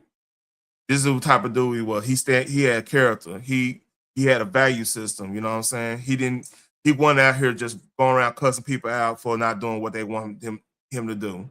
He was respectable. You know? And the thing I hate the most, and look, I hate being misunderstood. When I feel like I'm being misunderstood, I move away. You're never gonna hear me move away. I'm just gonna move away. Because I know I'm gonna be misunderstood. And my intentions on this app is to inform, educate, sometimes entertain on some of the stuff. I find some funny stuff, entertain, and to be part of media that we actually need. That's it. I'm not on here to go back and forth with people who feel some type of way or where I be at. I'm not here to placate to anybody's feelings. Because the thing is, I'm here to inform, not to placate. You know? This is bottom line to it. And if anybody offended about whatever I do, and you're not telling me how I offended, I don't believe that you're offended. I believe that you just want to control somebody. And I'm a horrible slave because my bloodline comes from an escaped slave that joined the Union Army. I'm gonna go in detail on that. That's what that's the patriarch of a part of my family is from an escaped slave. I'm not a good slave. I'm not good with threats. I'm not good with name calling for no reason when I know I ain't did anything to a motherfucker. I'm not good at that. So I just move around. I don't need to be around people like that. I have I once upon a time I had a horrible temper.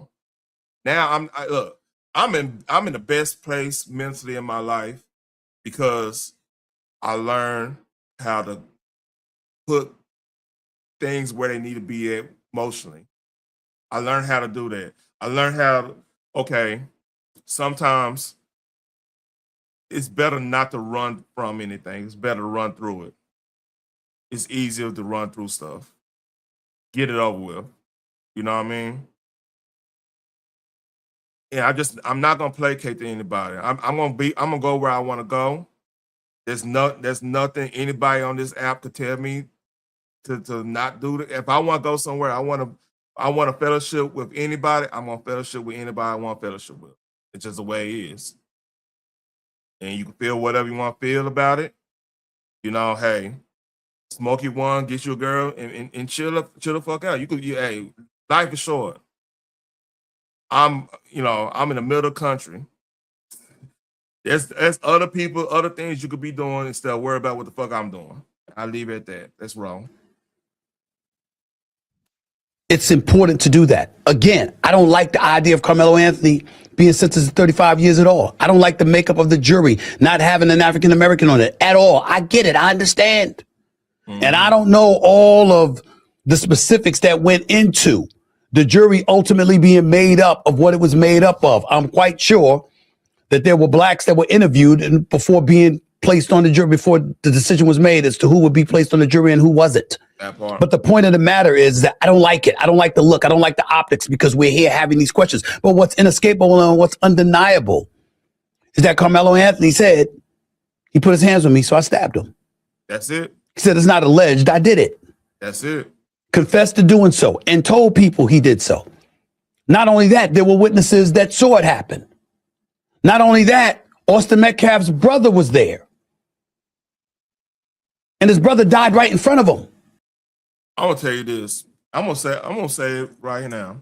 I think the people that was advising Karmelo, what they wanted him to be found guilty. They wanted him to get the maximum penalty so they could have something they could run off. They could initially take up to the political, because it's the political year. Anytime, look, if this trial was happening next year, there would probably be a plea bargain because they had him dead rights. But this is a political year. They modus operandi is to gen up racial animosity. So our black ass go up there and vote D, no matter what, no matter who's a candidate, everything. Why this one doesn't work is because, number one, who they picked to run, I'm talking about from Texas standpoint, Tellerico, only black folks going to really vote for him is just people that's going to vote D no matter what anyway. But there's so many people, a lot of black folks do not like him. A lot of black men don't like him because like he's weird. I've already covered like what his belief system is, and he's a true believer. He is fucking weird, dead ass. He using the Bible to justify. He's trying to. I ain't gonna say using the Bible. He's corrupting. He's trying to corrupt the Bible to go with what he believes in and stuff. It's a nasty piece of work. I hate to say it, and I say this. Actually, old girl was a better is an actual better prospect, just because I know you get Trump out the way, she might work a deal and do this and do this. She a believer in some of the bullshit too, but she's easier to get to if you, let's say we need to get something done, she will more likely just rubber stamp and be done with it. Or, she's not gonna have no fit over it. Compared to Puerto Rico he's a true believer. So I truly believe like they were gonna use this trial to gin up racial animosity and get people to vote, which is sad, man. That's sick. It's almost like this, man. What they really hoping to, this is gonna sound crazy. They hoping it's more because I know it's a situation in North Carolina where there's a hold up. There's a police incident shooting of a black man or something, but like it was a weird case. They try and use that too. So it's sad, man. Like they use these tragedies to try to gin up and get donations and stuff, man. It's sick. It's sick. Like your ideas can't win the day, man. It's a testament. Let's read.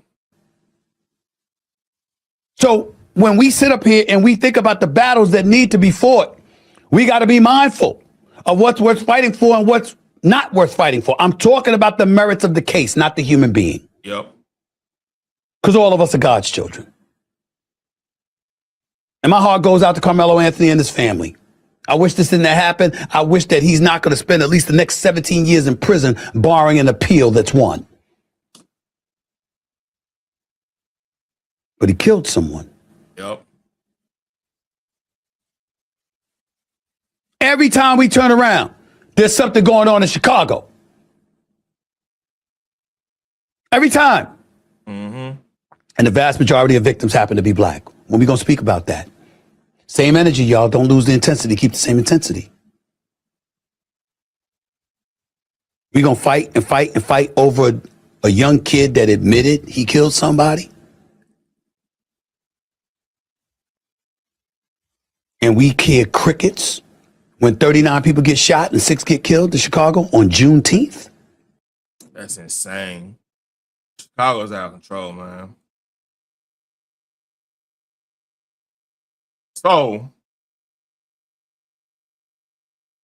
I'm going to stipulate Corey might be right about dude. He might be right about dude. This is Lil Rel. If y'all don't know who this is, Lil Rel. Look, I don't keep it a buck with you. I have never seen a grown ass man wear a WNBA hat. Now that's his business. I got nothing against WNBA. You know what I'm saying? No issue with that.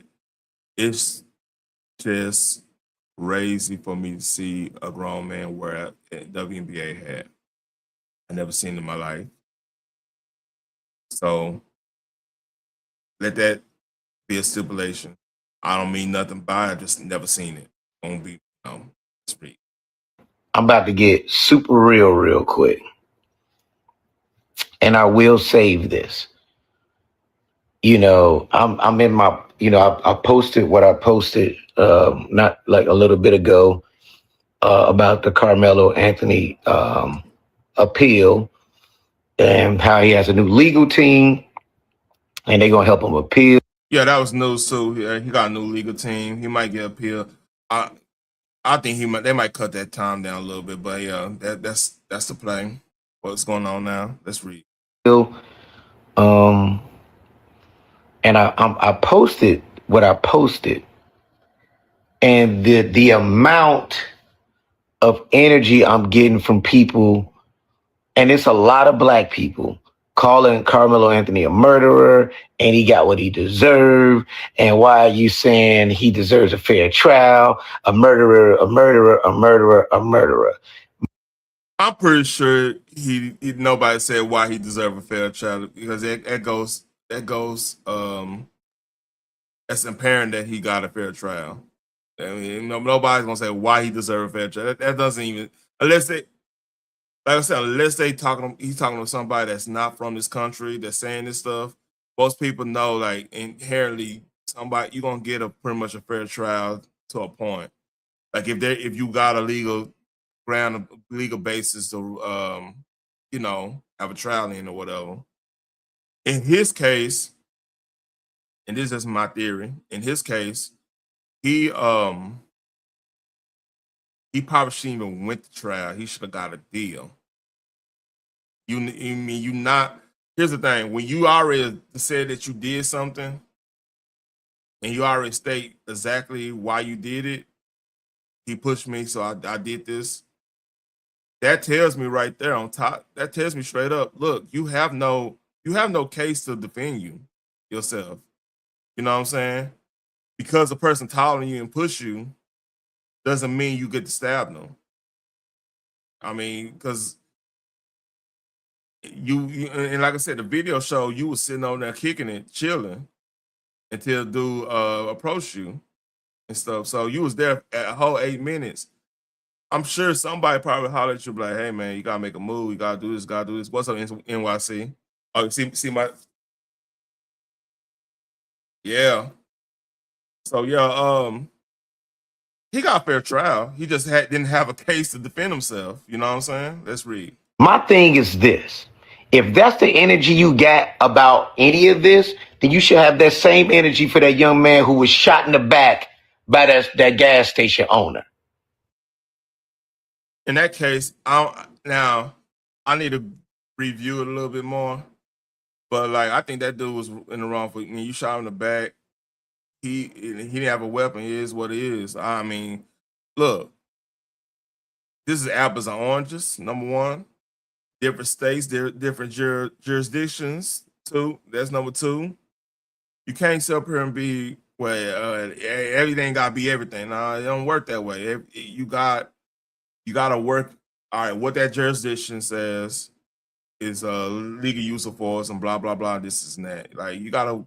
It's more nuance to this. To what you see, and a lot of people who want an emotional response, they want to pick and choose reactions instead of providing.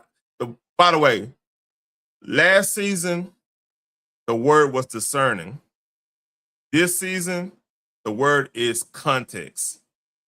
Context is the word. That's the key word of the season. Summer is context. See, this person didn't provide context. Lil Rel didn't provide context. He wanted emotional response like, hey, you're not saying nothing about this. The what aboutisms, no full context of the situation. Even though that case sounds crazy because the dude was running away and you popped in the back or whatever, pause. I mean, that sounds crazy. That might should, but like I said, we don't know. I don't know the statutes and everything going on in I believe that's in North Carolina. I mean, what was that? Well, he'll say it. Let's read. Same energy. The Knicks are up in the draft, by the way. I'm watching the draft too, by the way, DNYC. And I don't feel like going back and forth with people in my comments about the shit, because I'm not going to do that. I'm just not. And it's bothering me. I'm literally was just sitting in a... So this is a testament on why we need more masculinity in our community, right? Is because this discussion shouldn't be bothering you. This discussion, you should be trying to get an understanding. Why? This is what I don't understand with our people right now. Why are so many people allergic to getting a fucking understanding about a situation? Why you want to pick and choose and have an emotional reaction? Who is putting that in you? That you need to have an emotional reaction to every goddamn thing going on in the world? Why what ever happened to peeping game, seeing how the stuff play out, seeing the merits of each case on its own, seeing the laws on each states to say, all right, what are they looking at? Let me understand before I say some stupid shit like, oh, what about this case in Alaska compared to this case in fucking Miami? That doesn't make sense. Why are you looking at two? I'm sorry, I'm about to crash out. But my point is, this is the type of mentality I can't stand. Because people don't know, you don't know, you can't sit up and tell us why we're not getting emotional about something you're emotional about. We need to understand what's actually going on. Is this did that person get off easy? What's going on? What's going on with that whole scene? We need to know everything. We need to know context. We don't need to just be getting offended. And I seem like a lot of people just want us to, oh, I can't talk to you because you're not paying attention to this thing going on. No, dude, nobody gonna know every goddamn thing. Give me context. Say, hey, this is happening. This the tip. Hey, look into this. I know you're mad about this, but hey, how about you look into this? How about you look in this case? If we do, we do. We don't, we don't. I don't know, man. In a Bible class, and I'm trying to focus, but I'm so annoyed by that. And I already explained that I'm not like going back and forth with nobody in these comments.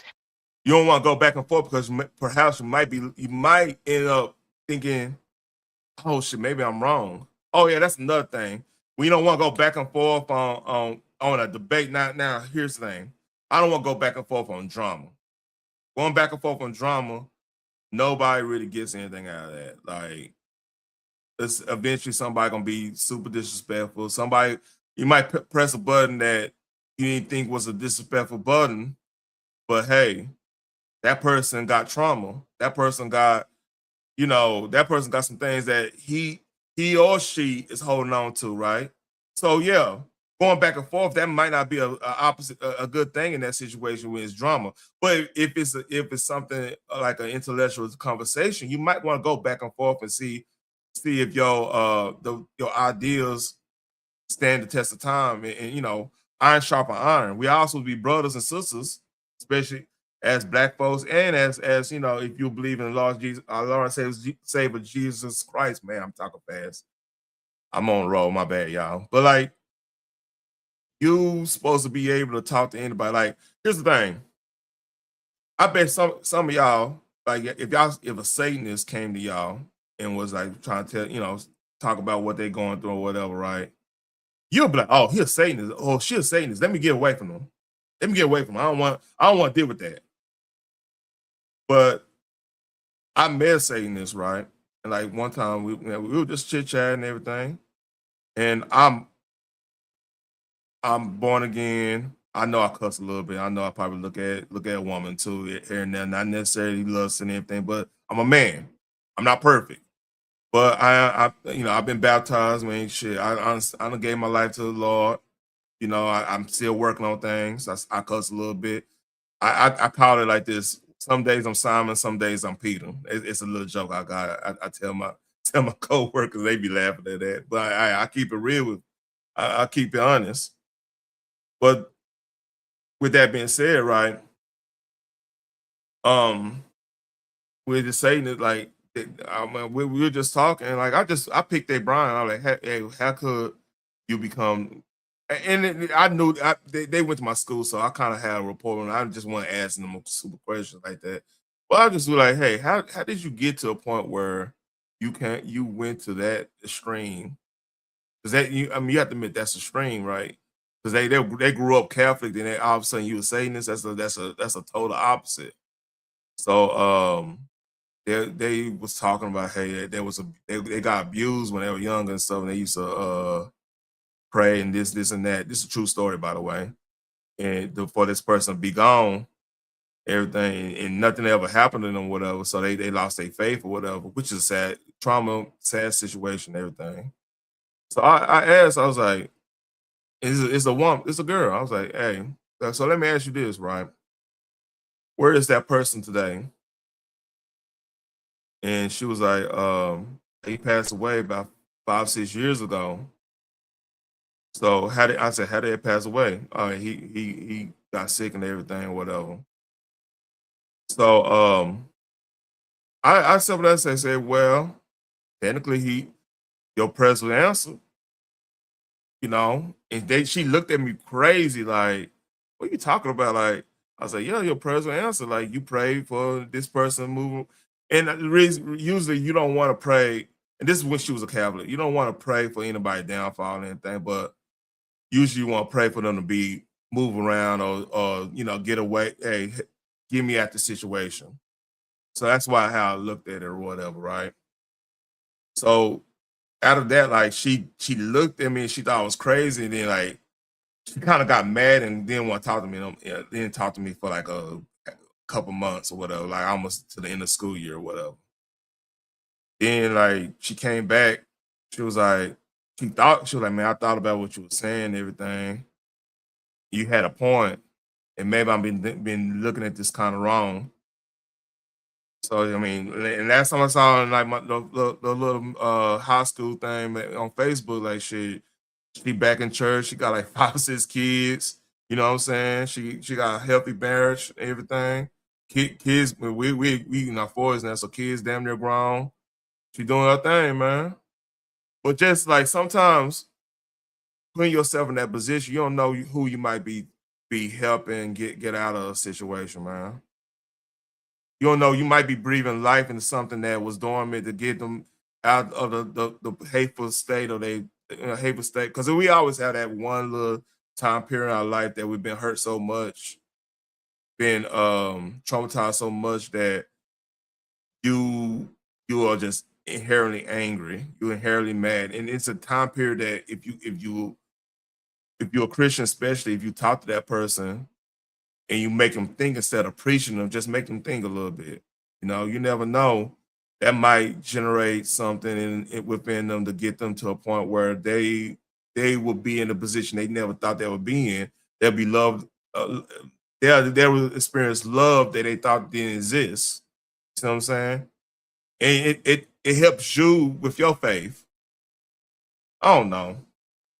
Maybe and look, I'm not going to be over quoting scriptures and everything like that. I'm not going to do all that, but I'm just saying like there's a time and place for things. Like sometimes you need to mix and mingle. Sometimes you need to see a point of view to see where they at, and maybe you might grow from that situation. Maybe somebody call you on your bullshit.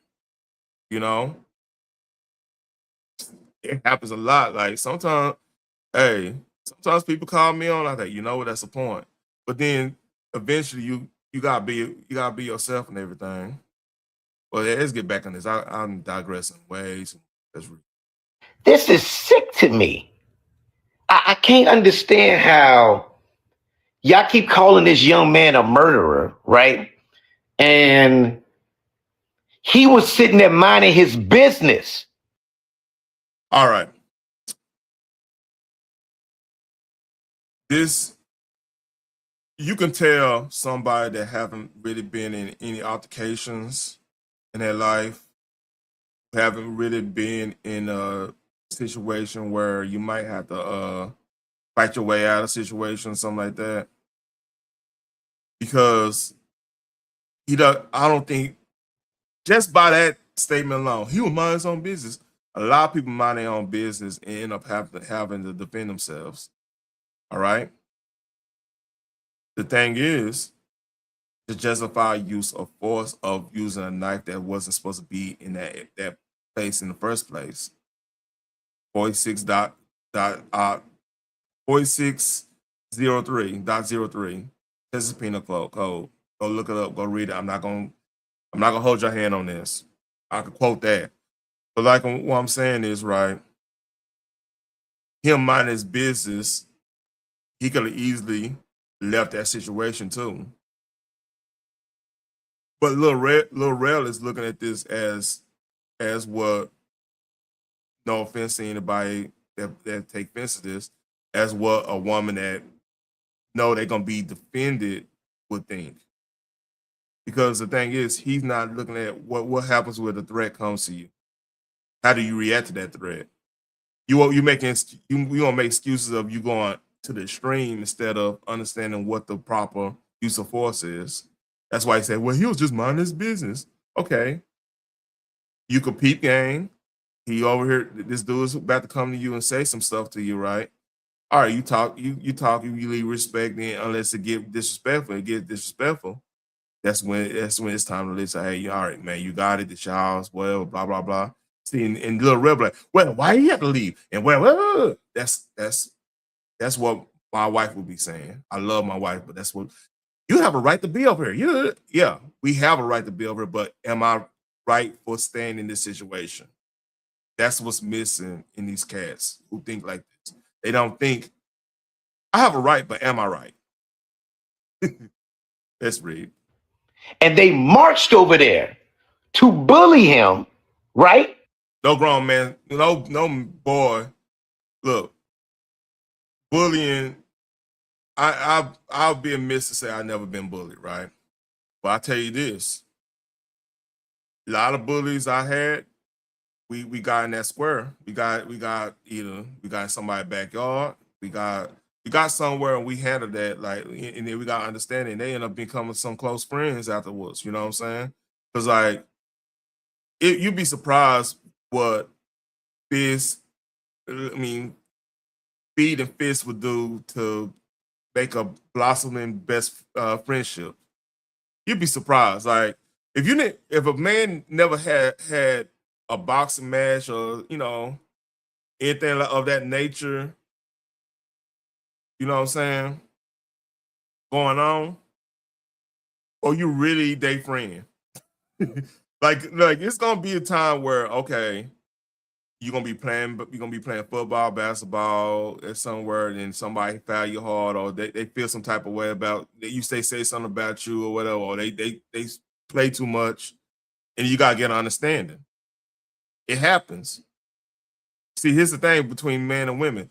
Dudes fight each other. They'll fight each other to fucking bloody lip and everything, and then go have a beer afterwards. They'll have a fight with somebody. Depending on it depends on certain standpoints. Like if this person, let's say hypothetically, you find this person because they did something to your sister or your mom or something like that. That's a whole different avenue.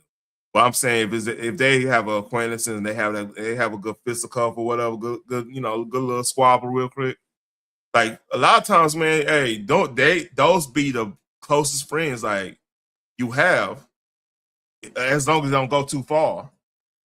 Like some of them, like all my groomsmen in my wedding, we had squabble. Me and my brother, we used to squabble like crazy. Like he'll sneak me, trying to see, he'll sneak me on some shit that, I say, all right, we gotta get out there. And we get out there, it ain't too much anymore because I don't got too big for him. But like, yeah, we had that. Hey, hell, me and my sister had little issues every now and then. You know what I'm saying? That's just sibling rivalry. But what I'm saying is like, this man ain't went to no. If he did, it was an argument. It was something slight. That's the way the vibe I'm getting now. He could probably been 100 fights. I don't know this dude, but what I'm saying that line, man, I'll go back a little bit. Him saying this made me think that he ain't really been out there squabbling like that growing up. Let's read. He was sitting there minding his business. He was minding his business. And they marched over there to bully him. They bullied him. Right? Oh, no. They bullied him. Because the dude, if you know the background of those twins, they were bullies. Bullies. Full blood. But hey, you supposed to have the squabble for the bullies. You supposed to have the squabble for the bullies, man. You know what I'm saying? And then they jump you. This what my mama said, man. And my daddy concurred, and vice versa. The whole nine. This would have been instilled in me. If you're getting jumped by anybody, the ringleader is going to the hospital with you. That's the rule. By any means necessary, that you gonna grab the ringleader. If you go in the hospital or worse, he's coming with you because he's the reason why you're in this situation. Point blank, period. That's the rules. If you ever get in a situation where you're getting jumped, you know what I'm saying? I got jumped one time, and this is the funniest story, right? Okay. When I was growing up, I stayed with my cousin's house to go to school in Fort Worth, right? I was I ain't gonna lie, I was a knucklehead growing up. I ain't gonna look, I keep it a buck. I was a little knucklehead. That's why I'm saying the 13, 14, it's the reason I said that, right? So I they had pissed me the fuck off.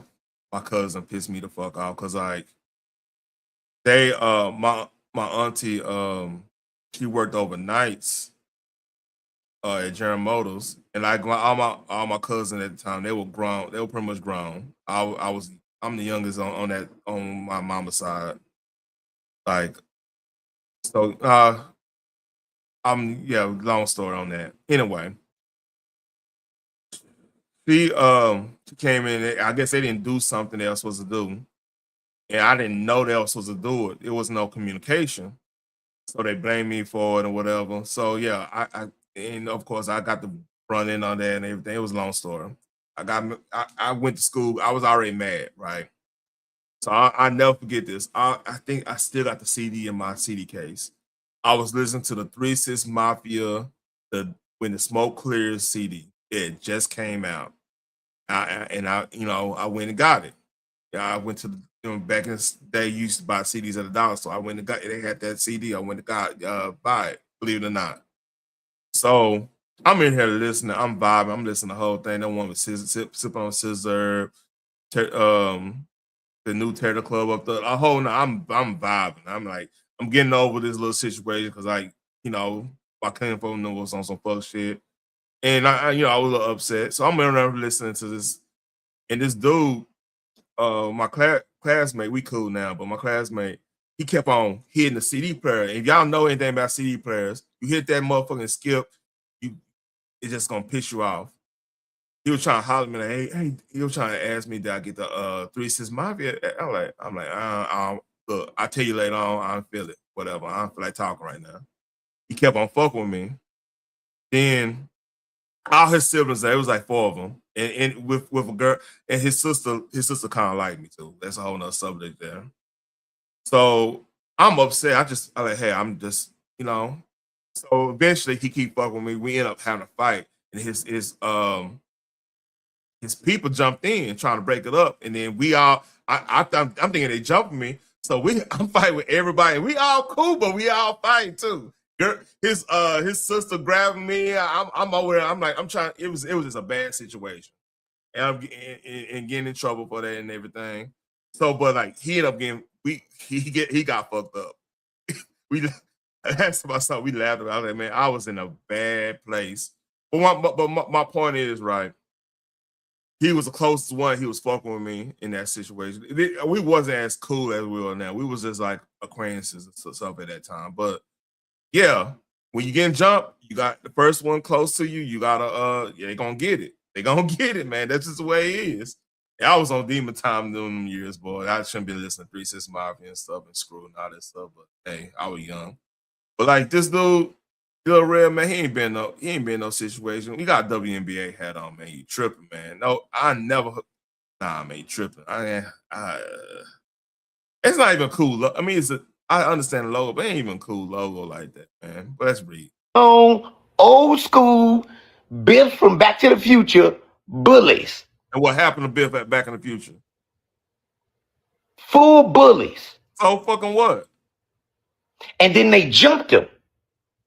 After he warned them. Look, I don't care what nobody say. I'm from the west side of Chicago. If I'm about to get into it with somebody and they like, fam, run up on me if you want to, or I'm going to stab you. If that's the case, most likely, just from street smarts, I'm not doing that. Listen, man. Again. And this is why the murder rate in Chicago is so high, and they doing all this stuff. They run switch and stuff because they ain't getting to the hands like they used to. And you testament to that. Y'all wasn't getting to the hands, so therefore, it's a little soft, man. You sound a little soft here, man. I'll keep it a buck with you. That's Rick. I got shit to lose. If somebody telling me, man, like say I'm into it with somebody and they're like, man, Rail, run up on me if you want to. Click, clack. That's a whole different avenue because here's the thing. If somebody, hold up.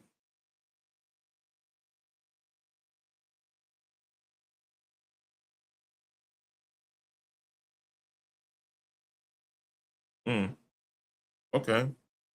Yeah, I mean, it's strap on him. But still, man, like, Karmelo had a response. He didn't have to quote unquote retreat, but if you want to get a self-defense claim, you almost have to leave. You definitely have to leave. Because the thing is, what the jury saw, you weren't supposed to be over there. They asked you to leave 15 times. You were belligerent. You saying, hey, nah, you're gonna have to make me leave, blah, blah, blah, blah. Doing that. That means and you had something on you, and you did that when they touched you and stuff. That wasn't equal use of force. You admitted on the body cam and everything like that. So what Lil Rel saying, and this is the problem with our community, he's not understanding why dude got that. It's not a white and black thing. Once you announce that you did it and it's not alleged, talking that shit to the cops on the body cam, that means you better get a plea deal because they gonna run you through the ringer. You know what I mean? Like they just did. He's lucky they didn't put more time looking at this tape. I don't keep a buck with you because like they were all kicking it. So you technically he could have made a move and got away from there. I saw escape routes all over the place. Like nobody was really out on his back. He wasn't corner in. He could have easily just got up out of there. Pop you if you run up on me. Then I make a decision at that point. And the responsibility is on Karmelo to get out that situation too, man. It's a two-way street. You trying to say, well, it's only one person. So this is why this argument is disingenuous. Is because Karmelo went to them. That means if somebody came in your yard right now, and you tell him to leave 15 times, he say, he did this number. I ain't leaving, homie. You gonna call the police? You gonna call the police? But what if he stop you from calling the police? What if you say you think that's a threat? You got a pistol. He want to be in your yard. I mean, you're being kind of disingenuous, man. Like it's a reason why he was that dude was confronting me. Look, he's from the ops. He ain't supposed to be in this content. You got to make a move. Now, only problem Austin did was touch him. He shouldn't touch him. He should have went on. Hey, tell his brother, hey, go get such and such. Go get the coach. We need to get this dude up out of here. Go get the resource officer, whatever, blah, blah, blah, whatever. That's what he should have did. He shouldn't touch him. But the thing is, him pushing dude doesn't excuse Karmelo for stabbing him. That's not equal use of force. And then it's just not there. It's rigged. Then Texas got all these crazy laws when it comes to. No, they don't. We have straight up laws. Okay, our laws are straight up. Like for example, with the murder statute, we got murder, we got capital murder, we got manslaughter. Manslaughter is based on unsafe, then vehicular. It's voluntary and voluntary, involuntary, meaning voluntary, that's the DUI and everything. Involuntary, that means you just had a wreck and it was unsafe in your car and somebody ended up passing away. He wasn't intoxicated. And unsafe work condition, type manslaughter, they got that. Which it doesn't make sense. The judge try to put manslaughter in the statute. It didn't make sense because you don't have anything dealing with weapons on that one. I digress. You have murder and capital murder, and then when they do a sentencing, that's why they have 5 to 99. So anything past 30 years is like the first class version of that sentencing. That's how that works. I talked to a judge, got that verified. It's on the Texas website when it comes to murders and capital murder statutes and stuff like that. All this is available. So ain't no crazy laws. You been right there, you just showing your ignorance.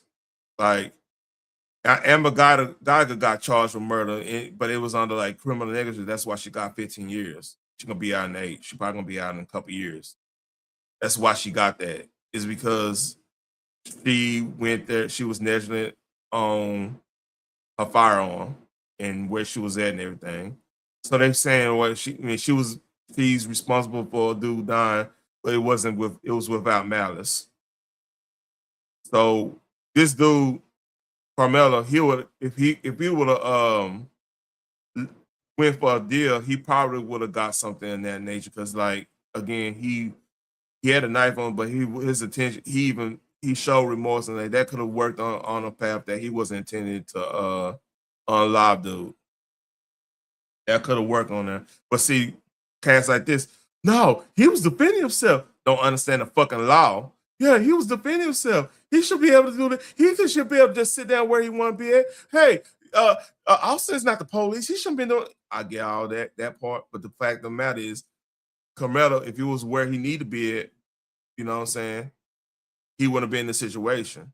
If you wouldn't understand, all right, maybe I need to peep game and get away from the situation, he wouldn't be in this situation. He'll be enjoying, he wouldn't even be in this trial. He'll be enjoying, the World Cup and shit. You know what I'm saying? Well, let's read. Stand your ground and self-defense. That's exactly what that was. Stand your ground does not exist in a school setting, school activity setting. It doesn't exist. When you on a school, because how can stand your ground and zero tolerance coexist? Zero tolerance, like that means like I think it was 30-8 or something like that. Like you weren't supposed to even have weapons on the campus or any school activities in the first place. So whenever you have situations where somebody had to take somebody's life when it comes to in a schoolhouse or whatever, that's a legal gray area. And what I mean by that, right? Let's say a Good Samaritan stopped a school shooting or something of that nature. There's no DEA in the state of Texas that's going to try that person because of the gravity of the situation. You know what I'm saying? That's a political nightmare. If you imagine you saving a campus from a gunman or whatever, right? And then you get tried for having a gun in the campus, and yeah, they're gonna drop them charges. No grand jury is gonna indict him. They're gonna look at the fact that you saved 100 kids with your actions. You're not gonna get that.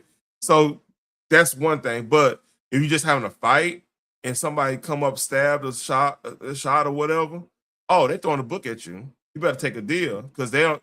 The thing is, we want safe schools, and the DA is going to pursue that to the highest degree. Because especially up there in Frisco, Frisco's one of the model towns in the DFW area.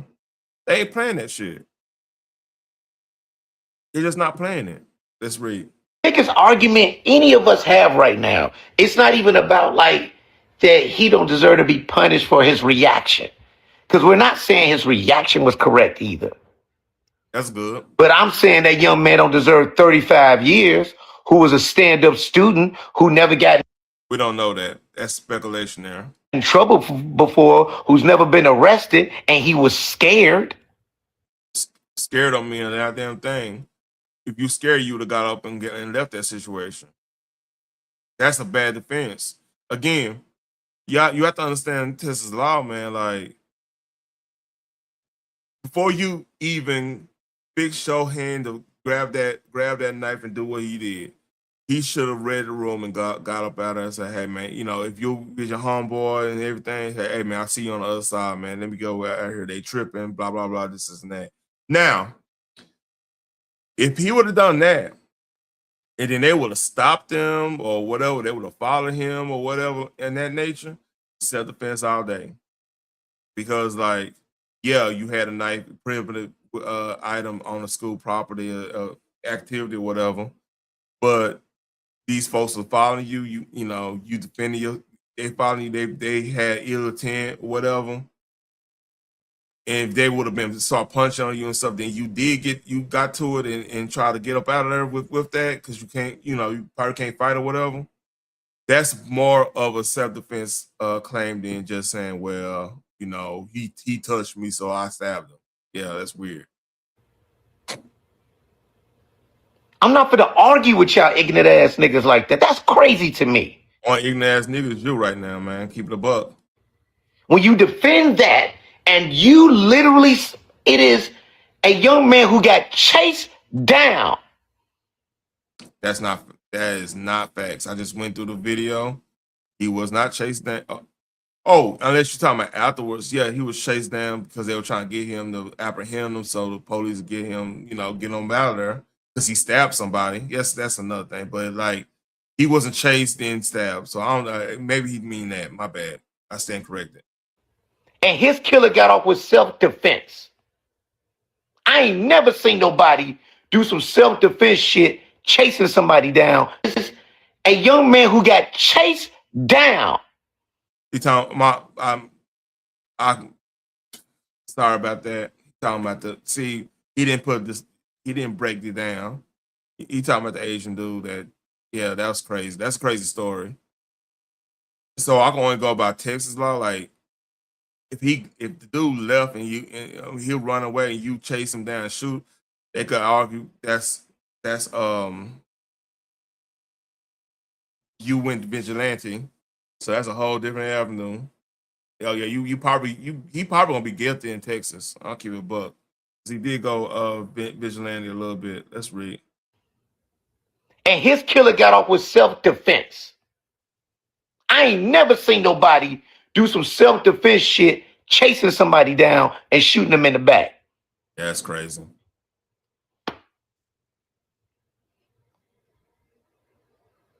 Trayvon Martin, come on, y'all. Y'all got all this weird energy. And in Texas, Zimmerman would be in jail because he called the police and the police told him to stand down, and he didn't. He went. He didn't stand down. That's how he got in that situation. He'll be in jail just off that because you're supposed to obey a law enforcement officer. Let's read. About this shit, and you ain't saying nothing about none of these other cases. Get the fuck out of here. And then people love to bring up black on black crime, and look at it's a much deeper conversation that obviously a lot of you crazy people without common sense, it's not mature enough, intelligent enough to have a conversation with about it. So we did have a conversation about it, and then we actually factor in things that goes against your premise and your value system stuff. Does that just make us dumb because you don't agree with it, or that how do we become dumb? How do we become smart in this situation? Do we have to agree with you to become smart, or can you take being on the opposite side of somebody and discussing the issues at hand and at least come to a consensus on something? I don't know. Stay the fuck off my page. Ooh, angry. If you come with that energy, you weak as hell. If you feel like that, say whatever you want on your page. Straight up. And I mean that. Don't mix and mingling, huh? Cool. I'm a stand-up comic. I'm an actor. I'm a writer. I'm a director. I'm an entertainer. 100%. I love entertaining people. That is what I do. I'm going to continue to do that. As much as I post about this, I'm going to post-promote my movie, and I'm going to do all that stuff. But at the same time, that don't mean I don't stand for something. Mm-hmm. Somebody had the nerve to say, well, okay, so what if that was your son that was killed? If my kid was bullying somebody, my child was a bully, full blown, it would break my heart to know they got killed for something like this. But at the same time, on some real shit, I will have to own who the fuck my kid is. That means you didn't, you ought to take the L on that because, like, that's parenting. Like, bullies, See, the thing is, for this, we supposed to kind of work that out of the kids of like the bully gene, and really a lot of bully gene comes from, like I said again, insecurity, don't feel capable of something, jealousy, fear of being the outcast, so they go on the extra, the bully tip. They try to control things because they know they don't feel like they're worthy of being around unless they control it. Because like a bully, 9 times out of 10, they don't have love in the household too. That's another thing. Like a lot of love in the household is gone, or even either no love in the household or there's a lack of balance. Either somebody's super spoiled, getting everything they want as a kid. Mommy told them told people not to do anything to them, not discipline them. The discipline's gone, or like they just traumatized and they lashing out on everybody. That's how you create bullies initially. So if these boys are bullies and everything, right? Why nobody else saying it? Yeah, that's right. If I'm raising a bully, and most likely you raise a bully, you'll know they're a bully. You'll know how they treat people. As a man, you supposed to like, all right, you think you're big and bad. You supposed to, that's when you hit them in the chest, trying to get that bitch out of them. Because being a bully is just being an overgrown bitch in a lot of cases. You know what I'm saying? Because like somebody didn't get that out of them. You know, you notice like people who are bullies people who are not bullies tend to be capable and be confident with themselves. They feel like they don't have to go and hurt anybody and control anybody, anything, right? But people who haven't been, disciplined at nature, they think they shit don't stink. So if your kid's a bully, that more likely is a testament to your parenting. That's right. motherfuckers that move like that is coming from that type of environment. Point blank, period. And you saw when that father did his live, how he really fucking felt, where the fuck they got that type of shit from. Yeah, that dad didn't do his family any favors. The media got to him on that one. That wasn't a good look. That was a crazy name he gave him, man. I mean, you could put it how y'all want to put it on that one. That's rigged.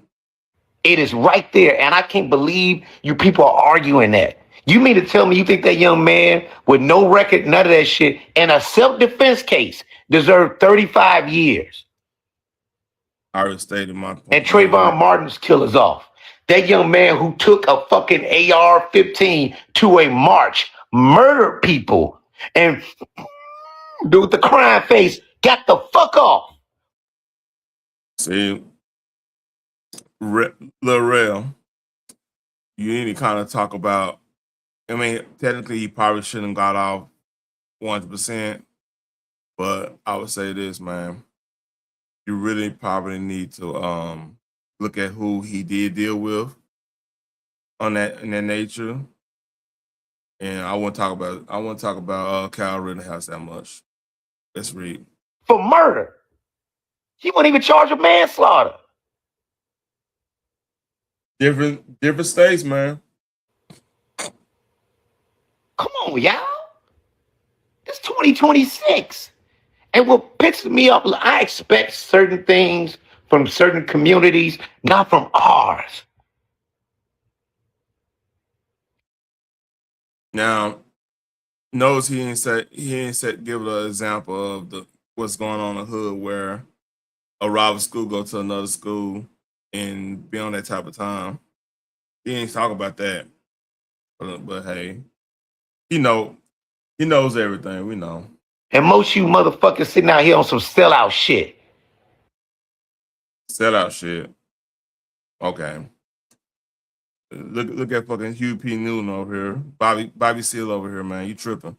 I'm sorry, and I'm trying to, I was at church yesterday, and this is real talk. This happened at my church. It was a guy who comes sometimes he just sings. He's a great singer, wheelchair. Comes on his caretaker. A lot of us was happy to see him because we ain't seen him in a while. Mm-hmm. And when it got quiet, he just yelled, "They're killing our kids. They're killing our kids. What are we going to do? What are we going to do?" If you want to know what to do, if you feel like people are unloving our kids, right? This is what you do. You get them in some type of martial arts or some or that nature. You know, if they're young enough, get them in some type of something that they could use their hands and feet and whatever in, right? Then when they get a certain age, you teach them how to properly maintain a firearm. Clean, what to do if you see a firearm on the table, what do you do to make sure it's you know, safe? It's safe to be around. You clear it, take the mag out, the whole nine. Face it away from you. But the barrel should go away from you. The whole nine, or to the wall, or whatever would be preferable. Little simple stuff like that. How to clean your weapon, you know, what to use, how to you know, all that stuff you need to be teaching them kids how to do. If you really afraid of them, people going out doing things to themselves, put that discipline in them. Make them aware of their surroundings. You know what I'm saying? Ultra aware of like how people moving. You know what I mean? Just and be respectful. A lot of times being respectful gets you out of 90% of the situation. Now you got people out here that it's always gonna be some shit, but hey, give me 1 second.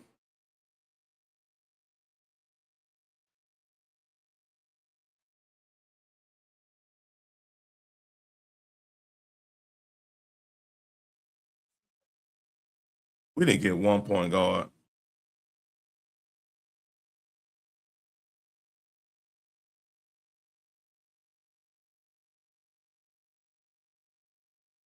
We got 2 forwards.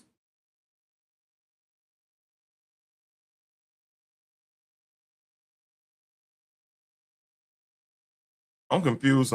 I'm sorry. I'm a little confused. They got 2 forwards. That's crazy.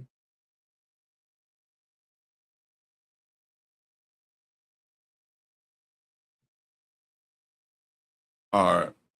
And you know, yelling out in the middle of service, and you know they escorting them out. But I remember sitting there like, yeah, the timing was a little whatever, but he ain't wrong. All right. I'm done with this dude. I understand. Oh man, I went 2.5 hours. I might have to save. I didn't get to go get the World Cup stuff.